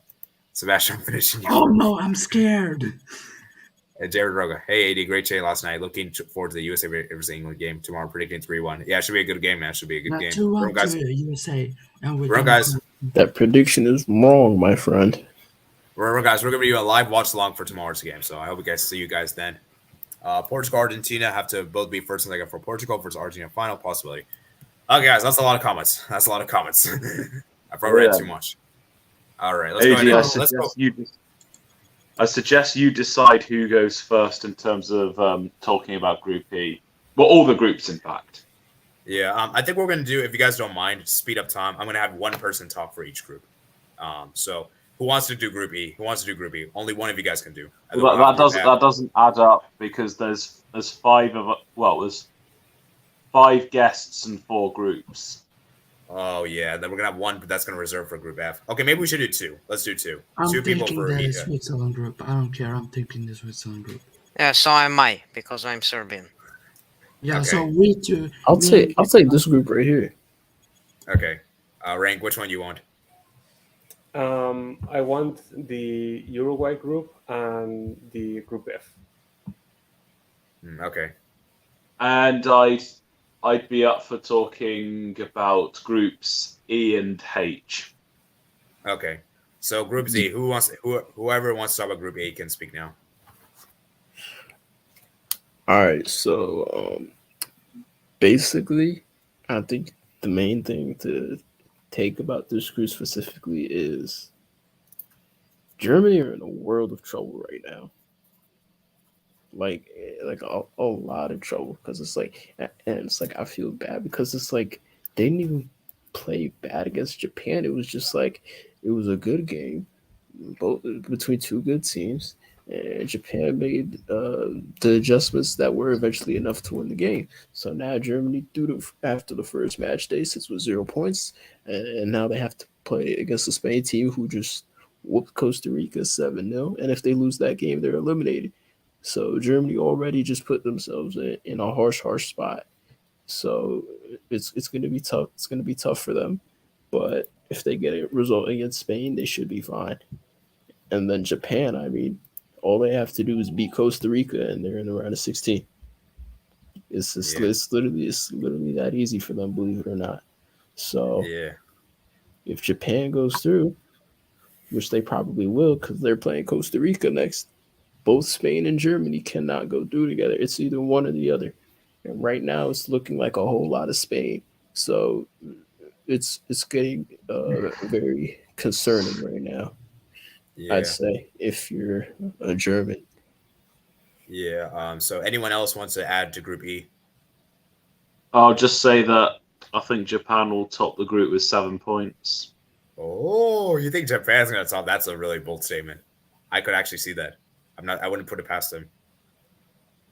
Germany's going out. They're finished. 2nd World Cup in a row. They go out of the group stage. Finished nation. They need to concentrate on the next Euros. And yeah, Well, you can't say they're fully finished. I just don't think they'll go through because Japan did get the result against them. So that's why I think. Yeah. Spain will finish them in the next game. I don't Yeah, think they'll so- finish them, but they'll beat them 2-1 or 3-1. Yeah. So the thing is, I'll quickly talk about this one real quick. For Spain, as I said, they have to obviously so Spain is up to them basically. Spain could actually eliminate Germany in the next game, which I believe is on when is that game actually? I think that's on Sunday. I think, which is gonna be a crazy game. And it's gonna be interesting to see how Spain do because, like I said, Germany needs to get a draw at the very least, and if they lose, they're pretty much out. And you would expect Japan to beat Costa Rica, as we just saw Costa Rica just conceded 7 today. Well, actually yesterday to Spain. So yeah, I mean, it'll be interesting, man. And who knows? I mean, as Matt said, Japan, they could actually, top the group because Spain, I don't really think, I know Spain is really good, but I don't think Spain, I think Japan can get a draw against them. Yeah, draw. I don't know if Spain can actually beat Japan. I'm not really sure if they're 100% guarantee, and as we just saw. So the key for Japan, though, but the thing is for Japan, though, to top the group is they're gonna have a goal difference is gonna be really hard. They're gonna have to do it by the points. Oh, yeah. So yeah. I guess part of that is the fact that I had Spain to draw with Germany, but I do think Japan will get 7 points. Yeah. All right. Anything else before we move on to Group F? And I'm going to go ahead and take myself out so we can have a Murmur to join. He's a Canadian fan. All right. I think we're going to move on to Group F now. No comments for Group F. No comments. This group sucks. Should I start or rank? Go ahead, Marmar. Okay, well, first thing, I'm going to start off with that Croatia-Morocco game. I personally found it boring. Both sides looked like great teams, and I think both of them can progress over Belgium and Canada, to be honest. But the main attraction for me was that Belgium versus Canada game. And I honestly have to say that I'm really proud of Canada. We put a great performance in against a very, a top 2 side in the world, according to FIFA rankings. Not really true now, but yeah. So we put a really good performance against Belgium. Just need to finish our chances better. We had 22 shots, but 3 on target. Davies missed a penalty against Courtois. We had everything set up for us to win that game. And if we finished our chances, we could have won that game 3-1. Now it's going to be very tough to get out of this group. We faced Croatia and Morocco. We need a result against Croatia. A loss will eliminate us from this group. A draw will make us rely on other results, and a win will put us second if Morocco drop points against Belgium. But yeah, it's going to be really tough. We have to have a good mindset and keep going. So yeah, that's my stuff. Well, I'm going to talk first about the Croatia-Morocco game. Both teams had a lot of chances, but you could see that both teams were lacking that striker that could get the goals in the back of the net. Morocco were more reliant on Ziyech making a few runs or Hakimi making some long shots, and it didn't really work out for them. And then the Croatia didn't get a lot of chances, and the few they had, they were saved by Bono, who was really good on the day.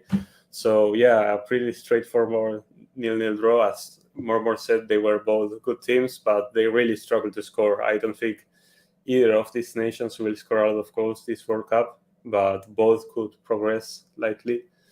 As for Belgium against Canada, yeah, as Mormor said, very heartbreaking for Canada. Belgium basically got lucky the way Argentina didn't, because Canada had those 22 shots and scored none of them. Saudi Arabia had those 3 shots and scored 2 of them. That's basically all the difference. If the underdog team is able to score those goals, they can get a result. But if they don't, they're going to lose inevitably. And Belgium had their chance. Great ball by Alderweireld, who is still a great ball-playing defender, to Batshuayi for that wonderful finish. And yeah, Belgium just sneak out a win when maybe they didn't deserve to get that result, but they got it nonetheless, so props to them. and they put themselves in a great position, but they need to improve if they want to get out of this group, in my opinion. As for Canada, they need to start finishing their chances if they want to still be alive in this World Cup. And I hope that they can get their first World Cup goal, because in 1986 they didn't get a single goal, and now in this game they don't get another one. So I expect Canada to at least pick up a goal this World Cup. I hope they do against Croatia. It'll be very interesting how it turns out in this second match day.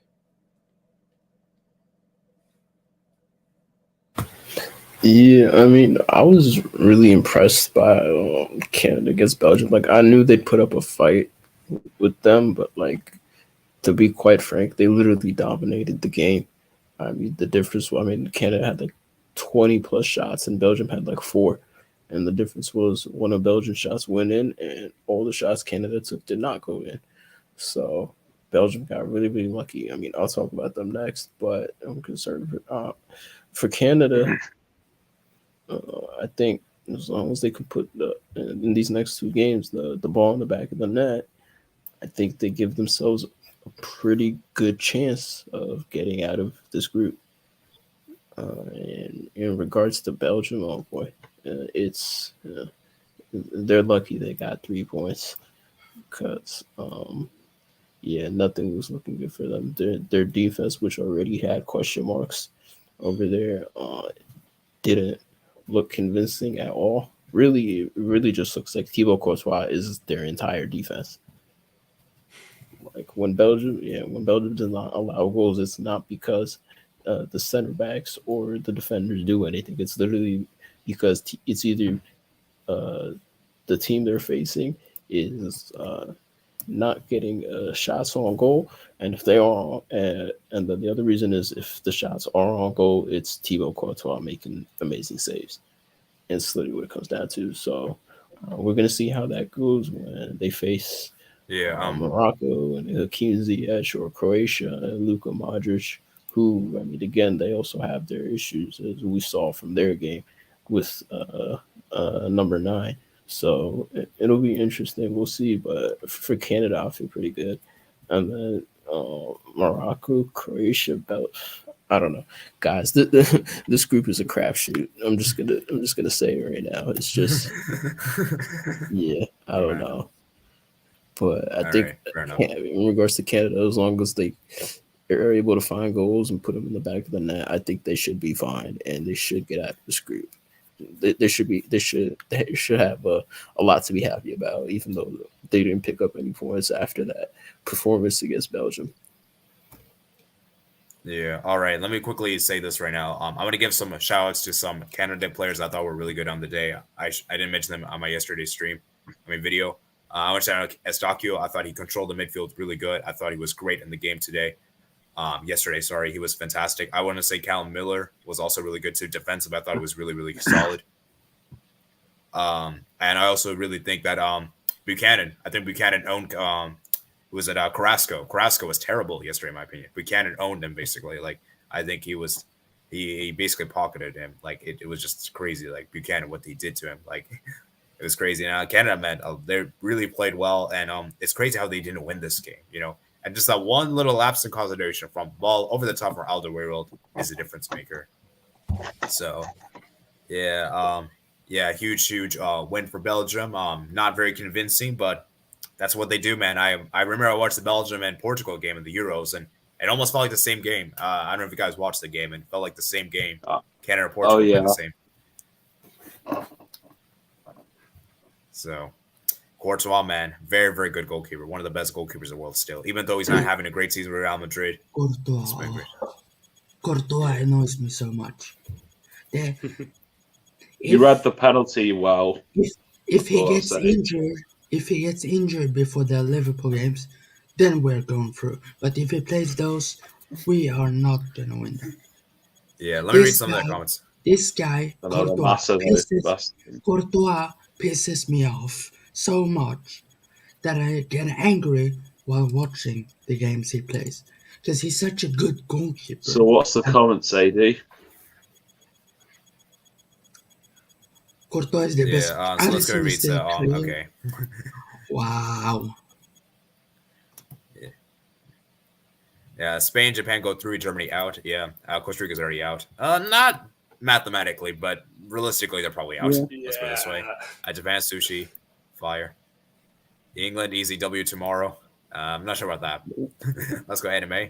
Serbia got outplayed by Brazil in the second half. Wait, I can talk about Group F2, right? Yeah. The first half they were much better. A lot of good games Friday all the way through Monday. I wish Iran played like Japan and weren't scared to attack. 70 straight days of football. Jeez, it's crazy, man. You know, I actually noticed, guys. Yes. Guys, I just realized. That's how long I'm in Qatar. Yeah, I don't know if you guys 17 know days. this. I don't know if you guys know Matt's this. a There's guitar? no. Yeah, Mets is a guitar. There's no gap. There's no break after the group stage. Like round of 16 is the next day. Like there's not even a That's break. right. Oh, yikes. Yeah, I thought it was. I didn't know it was like that until I saw yesterday the schedule. I was like, what the heck? I don't think I'm I like that, honestly. Yeah, I need like a 2-day break. Like I give it a little break, but now To be fair, For the Usually players one as well. day. after the World Cup, I probably will take a little bit of a break watching football because it's too much football, man. yeah, Right now, I got I my have- Germany. Okay, I got my Germany versus Japan score prediction right. I knew Germany's defense was sus. That Japan has too many talented players. First half, Japan was passing. That Germany had a chance to be no striker. Yeah, Germany, man, they just don't have that striker. And I'm gonna say this right now, man.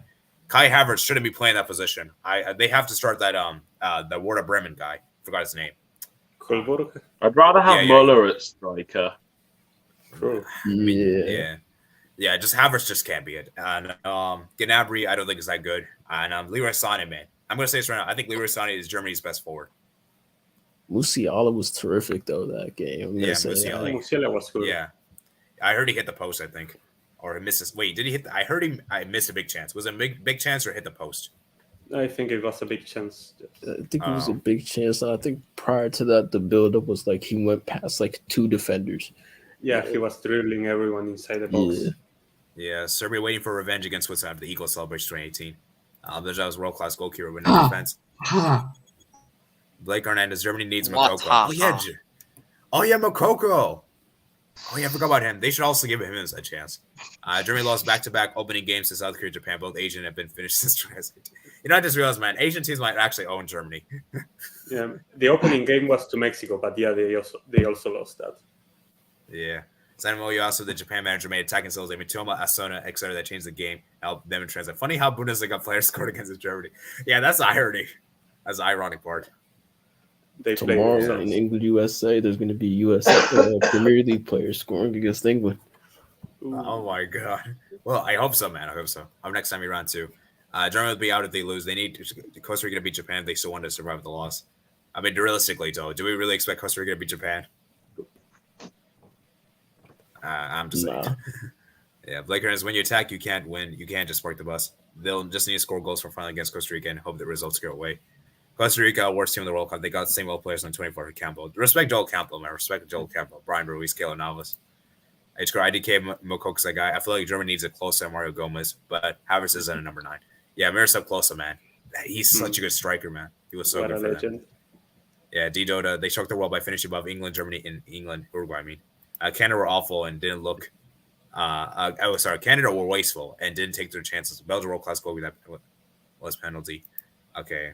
Lol, I'll be back. Okay. Namor was good, though. He wasn't great today. We'll talk about that in a bit. 37-year-old Modric showed Canada levels. Ooh, we'll see about that. Okay. Canada are going to get exposed when facing real teams. We'll see about that. They haven't faced Sweden yet. I was really impressed by a soccer for Canada. Canada were unlucky turns of play and had many chances, but in the World Cup and eventually got punished. I mean, a soccer nutmeg De Bruyne almost assisted a goal. Davis flopped 2 minutes on the floor. Love to see Canada embarrassing Belgium, lol. But still disappointed for the result and still losing it against this old defense. Sorry, Japan over Canada. Okay, lol. 8 not needed. HR, lol. They played well, but mentioned too much. For example, Ghana doesn't get mentioned. Our fans allowed one, I can say. Fair. Japan are slept on. Yeah. All right. Let's AD. move on to Group G. AD, can I make Group G. 2 requests? All right. Sure. The first request is be civil towards each other. And second Okay. request, allow each other to speak one at a time. Okay. Can I go first since I have to go really, really soon? So Okay. I'll go Yeah. first. Yeah. I know it's really late for you, Billy. So we'll let you finish Yeah. here. No. All right. Right. Group G. I'll start off by Switzerland Cameroon since that was the first match of this group. I didn't watch this match, but I did hear that Cameroon, they played pretty well. They probably deserved to be leading 2-0, but Switzerland, their defense is just pretty solid.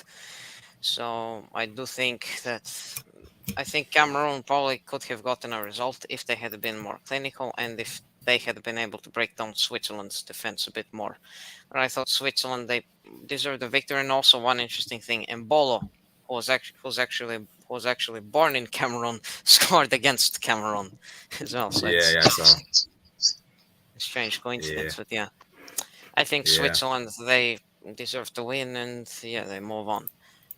Great. Now we get into Serbia. By the way, I'm not biased. Please do not think that I'm not biased. Serbian fans are not arrogant.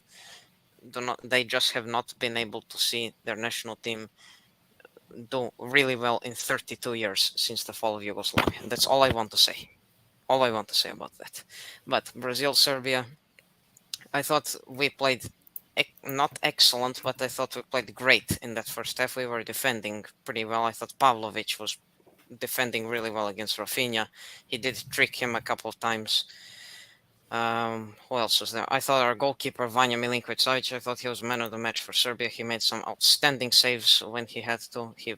Even though Rafinha's chance probably was easy to save, it was still a good save. At the start of the second half, he made a really good save against, I think, Rafinha again. So he was brilliant in this game, but unfortunate not to keep a clean sheet. And the defense, of course, I think Dragan Stojkovic Pixie, he went full defensive for this game. I think he just wanted to experiment more of how this team can play against Brazil, how he just wants to experiment to get prepared for the Cameroon and Switzerland games where absolutely we must win both if we are to qualify, which hopefully will happen. But I thought we played great, but in the second half, once that the first goal, okay, first goal, I don't think that the first goal should have stood. It probably was slightly offside, but still, it was a pretty cheap goal if you tell me. Milinkovic-Savic, Vanja Milinkovic-Savic, the goalkeeper, he made the save, but then Richarlison just shot it. I don't think it would have been a goal. It was a pretty cheap goal. Honestly, anyone can score that. But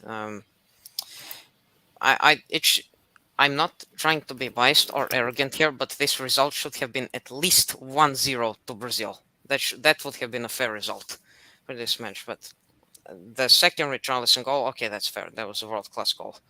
It was a really good goal by Richarlison. I thought our goalkeeper again, Vanja Milinkovic-Savic, he did the post was luckily there, so he didn't have to concede the goals. Probably would have been 4-0 to Brazil if those two shots had gone inside, but I don't think Serbia fully deserved to lose this match. I think they played pretty well, especially in that first half and mostly for about 15-20 minutes in that second half, especially after that first goal. They were angered a lot by that first goal. They started playing with a bit more intensity, and they did have two corners, but they didn't take them. I thought Alisson unfortunately was not tested enough. Yeah, and unfortunately Filip Kostic was injured. Then Dusan Vlahovic didn't play at all. I thought if he played with Mitrovic, I thought we would have been able to score goals. I did think even without Vlahovic that he would be used as a super sub, he would have more pace, but unfortunately it wasn't the case. So Blakovic did come onto the game. Yeah, he did yeah, come he on. did. He did come on. I said he did come on, but he didn't make that much of an impact, and he was tracking back in defense. So yeah, not good by Dusan Vlahovic, but Mitrovic, he wasn't great either. I thought Serbia, they did try to test Brazil's defense. They did try, but it just wasn't enough to get through the defense. So in the end, it is what it is. I wish it could have been better, but also the referee. I don't want to get kind of political here, but Neymar, he was fouled a couple of times, but at the same time, he did dive a few times versus Dusan Tadic. He dived versus Tadic at least 2 or 3 times, which shouldn't have been. He was Neymar. Casemiro actually fouled Tadic, and the referee said it was a foul on Casemiro, which doesn't make any sense at all. Yeah, He watched. but the Serbian players, they Sebastian, kicked I'm Neymar in the leg. speaking. I'm speaking. Kick- Matt said. He Matt kicked said. Neymar in the leg. Match. Sebastian, I'm speaking here. Okay, I'm speaking here. You'll speak later. And do not say anything bad about Serbia. Don't you dare. Then, why are you laughing when it's true? Serbia are an excellent team. Hopefully, they just haven't experienced a good tournament in 32 years since the fall of Yugoslavia, since 1990, where they unfortunately lost to Argentina in a penalty shootout, which should not have ended like that, but it is what it is. I thought Dragan Stojkovic Pixie, he did try, but I think he's just mainly focusing on the Cameroon and Switzerland games. So Yeah. Those he are two did, big games. he did want to get the result versus Brazil today. He did try. You could see that Serbia was trying to test Brazil's defense, but they just didn't have enough firepower in the attack, which I thought I really wanted to see Vlahovic and Mitrovic together, because if that happened, Serbia would have had a lot more pace. They would have troubled Brazil's defense much more. Alisson would have been tested a lot more, but I think Serbia's players are a bit more physical than Brazil's, just slightly a bit more. And that's not me being arrogant. It is. Serbia's players are very physical, especially in that midfield. So Yeah. I thought just one more thing. All right. The Serbia should have at least scored one goal, at least one, if they had taken their chances from the corners, especially those. I just think, okay, Brazil deserved to win, but I don't think by 2-0, because that first goal was pretty cheap. If you ask me, anyone can score that. So Yeah. it should have been 1-0 Brazil. At least that would have been a fair result at the end of the day. But it is what it is, and Serbia will bounce back versus Cameroon and Switzerland, hopefully. All right. Should I go next, by the way? Oh, yeah. Yes. Yeah. Switzerland, Cameroon. I think Cameroon they stepped up in the second half. They were not that good in the first half, but I think Cameroon, they could have done much better. And obviously Switzerland's defense, I think it's, you can't, when you have Sommer in goal and you have two great center backs with Elvedi and Akanji, then I knew as soon as Embolo scored, I knew Switzerland were going to win this game. Because Switzerland, just defensively, they are just very, very good. And Switzerland, this was an important win for them, because next they have Brazil. Who knows? They might get a draw from that. You never know. Last time they played in the World Cup, it finished as a draw. I think Switzerland just gotta stay calm and do what they have to do to make out of this group. I think they are fine defensively, but don't score a lot of goals. But I think they're still fine on that department, because I think the players is just too good to not score. Everyone could score in that team, and obviously Granit Xhaka, what a player this season, man. For Arsenal, he's been amazing, and now for Switzerland, he steps up this season. I know people give Xhaka stick for being, this guy who gets red card, who is a bad player, but he's actually a good player when he gets in a role and have a good season. We saw last season, he did not have that great of a season, and he stepped up this season for Arsenal and Switzerland. Always he steps up, and Switzerland, since those 3 Nations League wins, they have been very good. That's why I think they are experienced in these tournaments, and that's why I think they will go through. And next game, Brazil Serbia. I think Serbia they were very good in defense the first half, but I think in the first half the attack wasn't that that on for like they used to be in those Nations League games and before the World Cup. They were very good in those games, but in this game, um, the attack wasn't that good until the second half. Obviously, Serbia has very good players. I'm aware of that, and I don't hate them for that. I think they're good, but this was a fair result for Brazil. I think they fully deserved it. They should have won by more with the amount of chances they have. Um, I think this Neymar injury, by the way, it's not that bad. TJ, he said he will play this World Cup, so it's fully fine, I guess, with that. I think heavily depends what next game Cameroon Serbia, because I feel like that could be a 50-50 with the way Cameroon play versus Switzerland in the second half. If they play like second half versus Serbia like they did versus Switzerland, I think it could be a very good game. But Serbia has to play from the start. It's like some teams have like second half only matches, like Spurs. They only play from the second half basically, and this it's gonna be interesting to see what this group comes in the next round basically, because I'm not that, as I said on the chat, Matt, Rank, AD, you guys know that usually Serbia do very good before the tournament, but when it comes to tournament, they don't do that well, and that's why what I'm trying to say to like Nicola, but he don't understand that really. But I'm trying to tell that Serbia also the defense ain't greatest, to be honest. I'm gonna be honest. The defense ain't that good, and we all have to be honest on that. Their defense ain't that good compared to Switzerland, Brazil, and obviously some other nations in this World Cup. But I do expect Switzerland to make second because of the experience they have. Obviously, Sommer, Akanji, and all these players, the experience they have, I think they will. But we never know with Cameroon and African teams what they can do. So let's see what happens.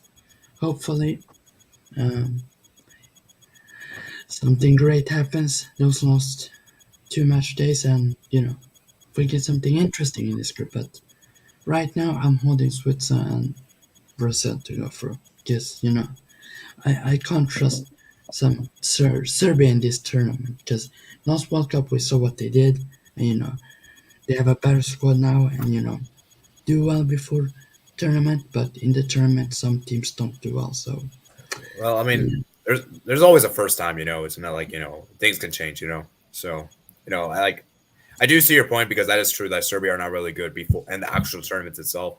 But like I said, anything can happen. So, this group is wide open. Best second place. Okay. Anyone else want to quickly talk about Group G before we move on to the final group, which we'll have to wrap up because we're at an hour 53 minutes, or I want to end this before 2 hours. So I think we should move on to Group H. Really. Okay, make it quick. No, I just wanted to say real quick, briefly, going back to what the last guy said about him talking about how Neymar was flopping on a couple occasions or something.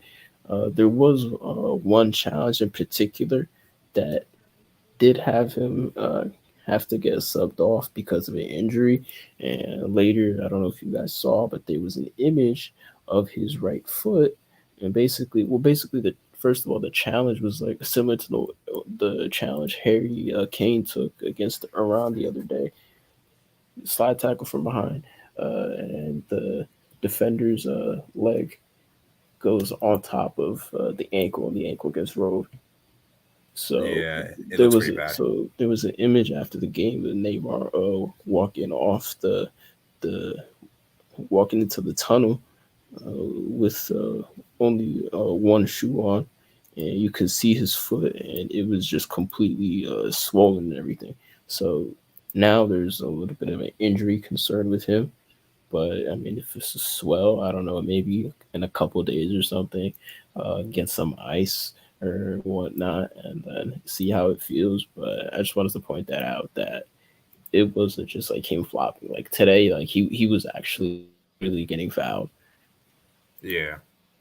Yeah, I don't think he dived in this game, in my opinion. But yeah. Anyways, let's go and move on to Group H, the final group, guys. Final group. All right. So who wants to start with this one? I guess I can start. First game, South Korea against Uruguay. Very interesting 0-0 draw. I think like both teams had a few chances to score a goal that would get them a very important win, but in the end it ended level. I was very disappointed with Uruguay. Like none of their strikers seemed to show up on the day. Darwin Nunez, Suarez, Cavani when he came on, Pelistri, none seemed to do the job for them. Probably man of the match for Uruguay was honestly maybe Godin, which is kind of crazy because I was really doubting Godin for this game. I thought that he was going to get cooked by the South Korean attackers, but he didn't. He held his ground. He was very good in aerial duels, especially, and in a corner he had a chance where he hit the post. So he probably had one of the better chances for Uruguay. Of course, that long shot by Fede Valverde that also hit the bar. But yeah, I was also very impressed by South Korea.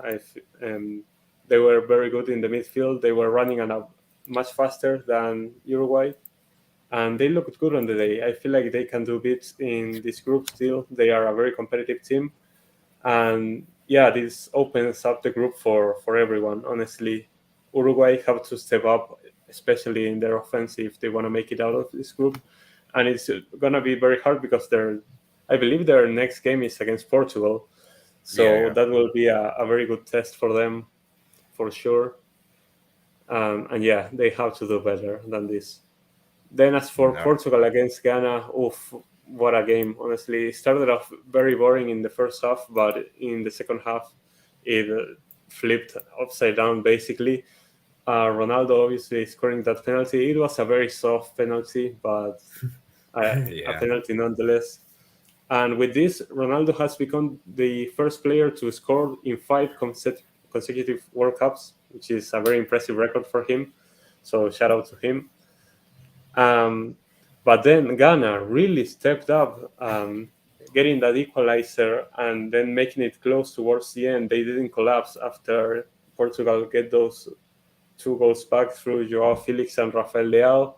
And then Iñaki Williams has the big brain moment to stay behind the keeper, Diogo Costa, who lets the ball on the ground, free for him to score, and he slips on the key moment where he could have gotten Ghana the equalizer. That would have been one of the most memorable World Cup goals ever, in my opinion. But without a doubt, yeah. Was there a clearance? I think was there a clearance, I think? No, like he ran towards the ball because he was basically inside the goal, and Diogo Costa didn't see him because he was ahead of him. He left the ball on the ground, and Iñaki saw the opportunity, ran towards the ball, and once he got there, he slipped because he tried to stop himself. So yeah, very unlucky for him. Didn't get that late winner or late equalizer. It's like that John Terry thing. Yeah, no. Absolutely heartbreaking for Ghana. They could have gotten a result out of Portugal, but it wasn't meant to be. Some teams get lucky. That's how it goes. And Portugal got lucky this time, and heartbreaking for Ghana, who now have to pick up a win 100% against South Korea if they want to keep their chances alive. So yeah, very interesting how this group shaped up. And the second match day is going to determine a lot of things for these teams. Yeah. Matt, anything to say here? Yeah, so first game, Uruguay versus South Korea. It was an interesting game. I thought South Korea were the better team, to be honest.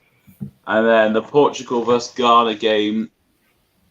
In the first half, Ghana did a good job in terms of keeping Portugal out.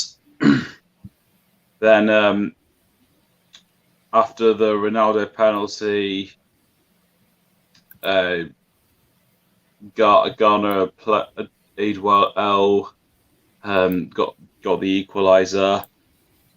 Also, for that second Portugal goal, one of the Ghanaian defenders made a big mistake by lifting his leg over the ball as if he was gonna let another Ghanaian player take it, but he sort of just let João Felix have the ball in a way, and then Ghana at 3-1 down.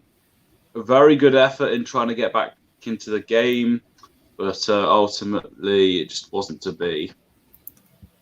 Yeah, definitely. Beto, round us off here. So the Uruguay South Korea obviously finished 0-0. It was an interesting game. I think it could have gone either way. I think in the early stages of the game, I think South Korea probably were the better team, had the advantage and whatnot. But I think as the game winded down, they were the ones being forced to get back defensively and everything.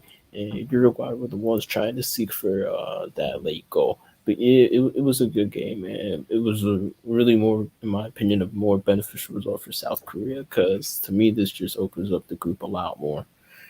And as for the Portugal-Ghana game, I think the Ronaldo penalty, I'm still not sure if that should have been a penalty, but they gave it. He took the penalty. He made it. It was 1-0. And then when Ghana got the equalizer, it was a nice ball to Mohamed Kudus, who, I mean, by the way, he was terrific today. I mean, if I had to pick like a man of the match, it would probably be him if Ghana got a result, which they didn't. But yeah, after they got that goal, which he got the assist, and now you put it away, for some odd reason, the Ghana coach decides to sub off both Mohamed Kudus and Andre Ayew for the goal scorer. I forgot what his name was, and Jordan Ayew. And as soon as he does that, Portugal gets 2 goals in the back of the net. So Ghana has to come back and chase the game. They get one. And then literally right when the game was about to end, that crazy sequence with Inaki Williams, which they didn't even show on TV because it just happened at suddenly. And it just broke my heart to see him slip, because I really wanted Ghana to get something out of that game. I feel like they should have. I'm not too confident in this Portugal team right now, and Ghana impressed me today. I didn't know that they could be so potent on the attacking side of things. But yeah, I mean, this group is completely wide open. But for Ghana now, I think it's pretty much really paramount to get a result against South Korea. And they have to win.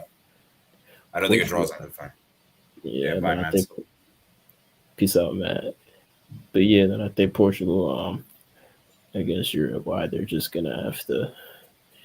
I think it's still a must win, even though Portugal beat Ghana, because I don't think South Korea is going to be a pushover at all for Portugal. So yeah, this group is completely wide open, man. Yeah, definitely. I'll quickly go over my thoughts. Like, I pretty much agree with Rank and Bethel. Like, Uruguay Ghana Uruguay Korea was an interesting game. Obviously it was too early for me to watch. I was busy, so I didn't see it. But I did hear that Wang Yi-chan, he missed a really big chance, and he should have scored. That was a huge chance. And Uruguay, man, they hit the post a few times, and I think it was a deserved draw. Defensively, master class. Like Portugal Ghana, man. I think for Portugal, man, I think they gotta start using the wingers more. Like, I feel like their wingers, like Otavio and Felix. I know Felix scored in the day, but I don't really think they two had a great performance. And I think we saw how Portugal really struggled. And there was a bunch of times you could see him like visibly frustrated. Credit to Ghana for that too.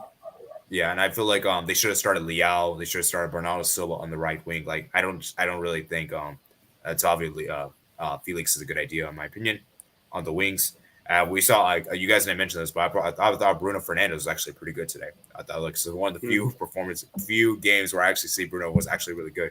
Got those 2 assists, and yeah, forgot him, man. Like I don't know why. Like for me, I wish why did they start attacking for them gets a goal? And it almost seemed like they needed that goal from Portugal to finally understand that hey, we need to wake up now. We need to attack now. Like I don't understand like why it took so long for them to actually realize they need to score a goal. You know, I think Ghana took this game too late, in my opinion. And so forth. So huge win for Portugal. You know, I'm still not really convinced with Portugal, but they got the job done. And that's the thing with Portugal is that they know how to get these wins. And fun fact for you guys, this is only the 4th win in under 90 minutes with Fernando Santos in charge in major international tournaments. Jesus, that's a shame. Like that's actually embarrassing, in my opinion. Like that's embarrassing with the quality of players you have. Only 4 wins, and I think it's like 16 games, 16 or 17. I think it's like I don't exactly it's remember. a lot of games because they won the entire thing in the Euro, so that's at least 7 of them. So yeah, it's a lot. Yeah, it's actually sad, man. It's actually sad. So let me tell you guys how the schedule is going to be going. So obviously tomorrow we'll have a watch along for the USA England game. Now for the recap stream, which is going to be a Monday, I have to do that time a bit late because I have a meeting that day. I have a student meeting to go to. So that will probably be around 8 p.m. Eastern time, maybe even later. It's going to be a really quick. I probably won't be here a long time. We're probably not going to have as many guests come on. It's a bit later. So I would do earlier, but like I said, I got to go to the meeting and it's important stuff. So that stream's going to be a bit delayed. I hope you guys understand that.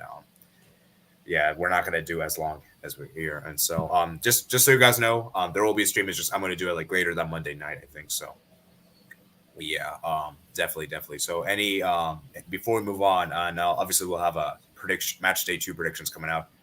And I'm probably around an hour from now. I don't think I'm going to go do that. I need to take a little break. But maybe an hour from now, I'll probably record the match day 2 predictions. So, like I said, guys, World Cup, man. World Cup action. A lot of games, man. 16 games, man. And we still have 32 more games as a group stage to go. So, do you guys have any final thoughts before you guys head off Rank and Beto? I mean, not really. I mean, I just want to say, I mean, if Neymar has to sit out because of that injury that he just picked up or that's swelling or whatever, I think Brazil might be, I don't think Brazil might be vulnerable or anything like that because from what I saw today, I mean, it was just more than Neymar that was threatening Serbia when they went and attacked. So I think if he did have to sit out for some reason, I think they would be fine, at least for the group stage. Now, when you get to the knockout stages, that might get a little interesting, a little dicey. But yeah, that's all I say. And I'm just saying in terms of Brazil, because Brazil was my pick to win the World Cup. So I'm trying everything I can to defend that. All right, Rank. Any final thoughts before we move on? Before we head out. No, just really nervous and intrigued for the next few days. A lot is up in the air currently, and a lot is going to be decided this weekend. So, yeah, I'm intrigued to see how it'll play out. Yeah, we got a lot of big matches. Spain, Germany, Mexico, Argentina, USA, England. Like, Portugal, the games are so much. One more thing before we head out. USA, England. England 0, USA 1. Haji Wright header off the post in 84th minute. All right. I hope you're right, man. I hope you're right, Beto. So, yeah, like I said, guys, I'll be live for tomorrow's stream. So I hope we guys see you guys there for the live stream. So thank you guys for watching the stream. Make sure you guys hit the like button if you're new. Hit the like button. Subscribe if you're not here. Comment down below your thoughts in the comment section below. And also check out Rank Talks Ball channel. I want to give a shout out to his channel. He's a new football YouTuber. And that's the username right there, Rank Talk Ball. I'll leave a link in the description below. Link in the description below if you guys want to subscribe to his channel. So let me go ahead and actually right now before I forget, I tend to forget a lot of stuff. So let me do it right now actually before we head off. So where is this? Man, I'm subscribed to so many channels. I need to unsubscribe from some channels. Hey, where's the thing? Can I find it? Oh, here we go. Rank. Yeah, I found it. So he is at currently 24 subscribers. So let's get him to maybe like 30, maybe potentially. Whatever. So fine. Yeah, well, I just want to shout you out because you've been a good friend of mine. Thank you, man. Yeah, no problem, man. No problem. Let me read some of the final comments before we head out. Okay. Okay. Why is Nicolas Sula heavily questioned? That is a good question. I have no idea. This guy is overrated in my opinion. Germany are goners. Japan have to complete what should be the easy task of defeating Costa Rica, and then they're basically guaranteed to be through. Sure. Remember Neymar got injured 2014 World Cup. Brazil fell apart. Don't think it will happen as bad as that again, though. For in the Euro winning campaign, they only won once in 90 minutes. That's actually crazy. And Blake Hernandez, big up AD and panel. Great show, great content. So thank you, Blake. So thank you. So let me link to Rank's channel. Where is right here? So I left his thing in the comment, the description below, so you guys can check the description for for you guys to check out his channel. But anyways, I think that's gonna be it for today. I've been here for around too long. We've been here around 2 hours and 10 minutes. I think we definitely need it. I think it's a good. It's been a bit too long, but it's okay, guys. It's okay. So I don't actually mind because I'm actually on holiday break right now. Thanksgiving breaks this week, so it's not really a big deal. But yeah, anyways, thank you guys for joining today's stream. Make sure you guys like the stream if you haven't, subscribe if you're not here, comment down below your thoughts, and I'll see you guys later. Peace out. Peace. Happy Thanksgiving. Yeah.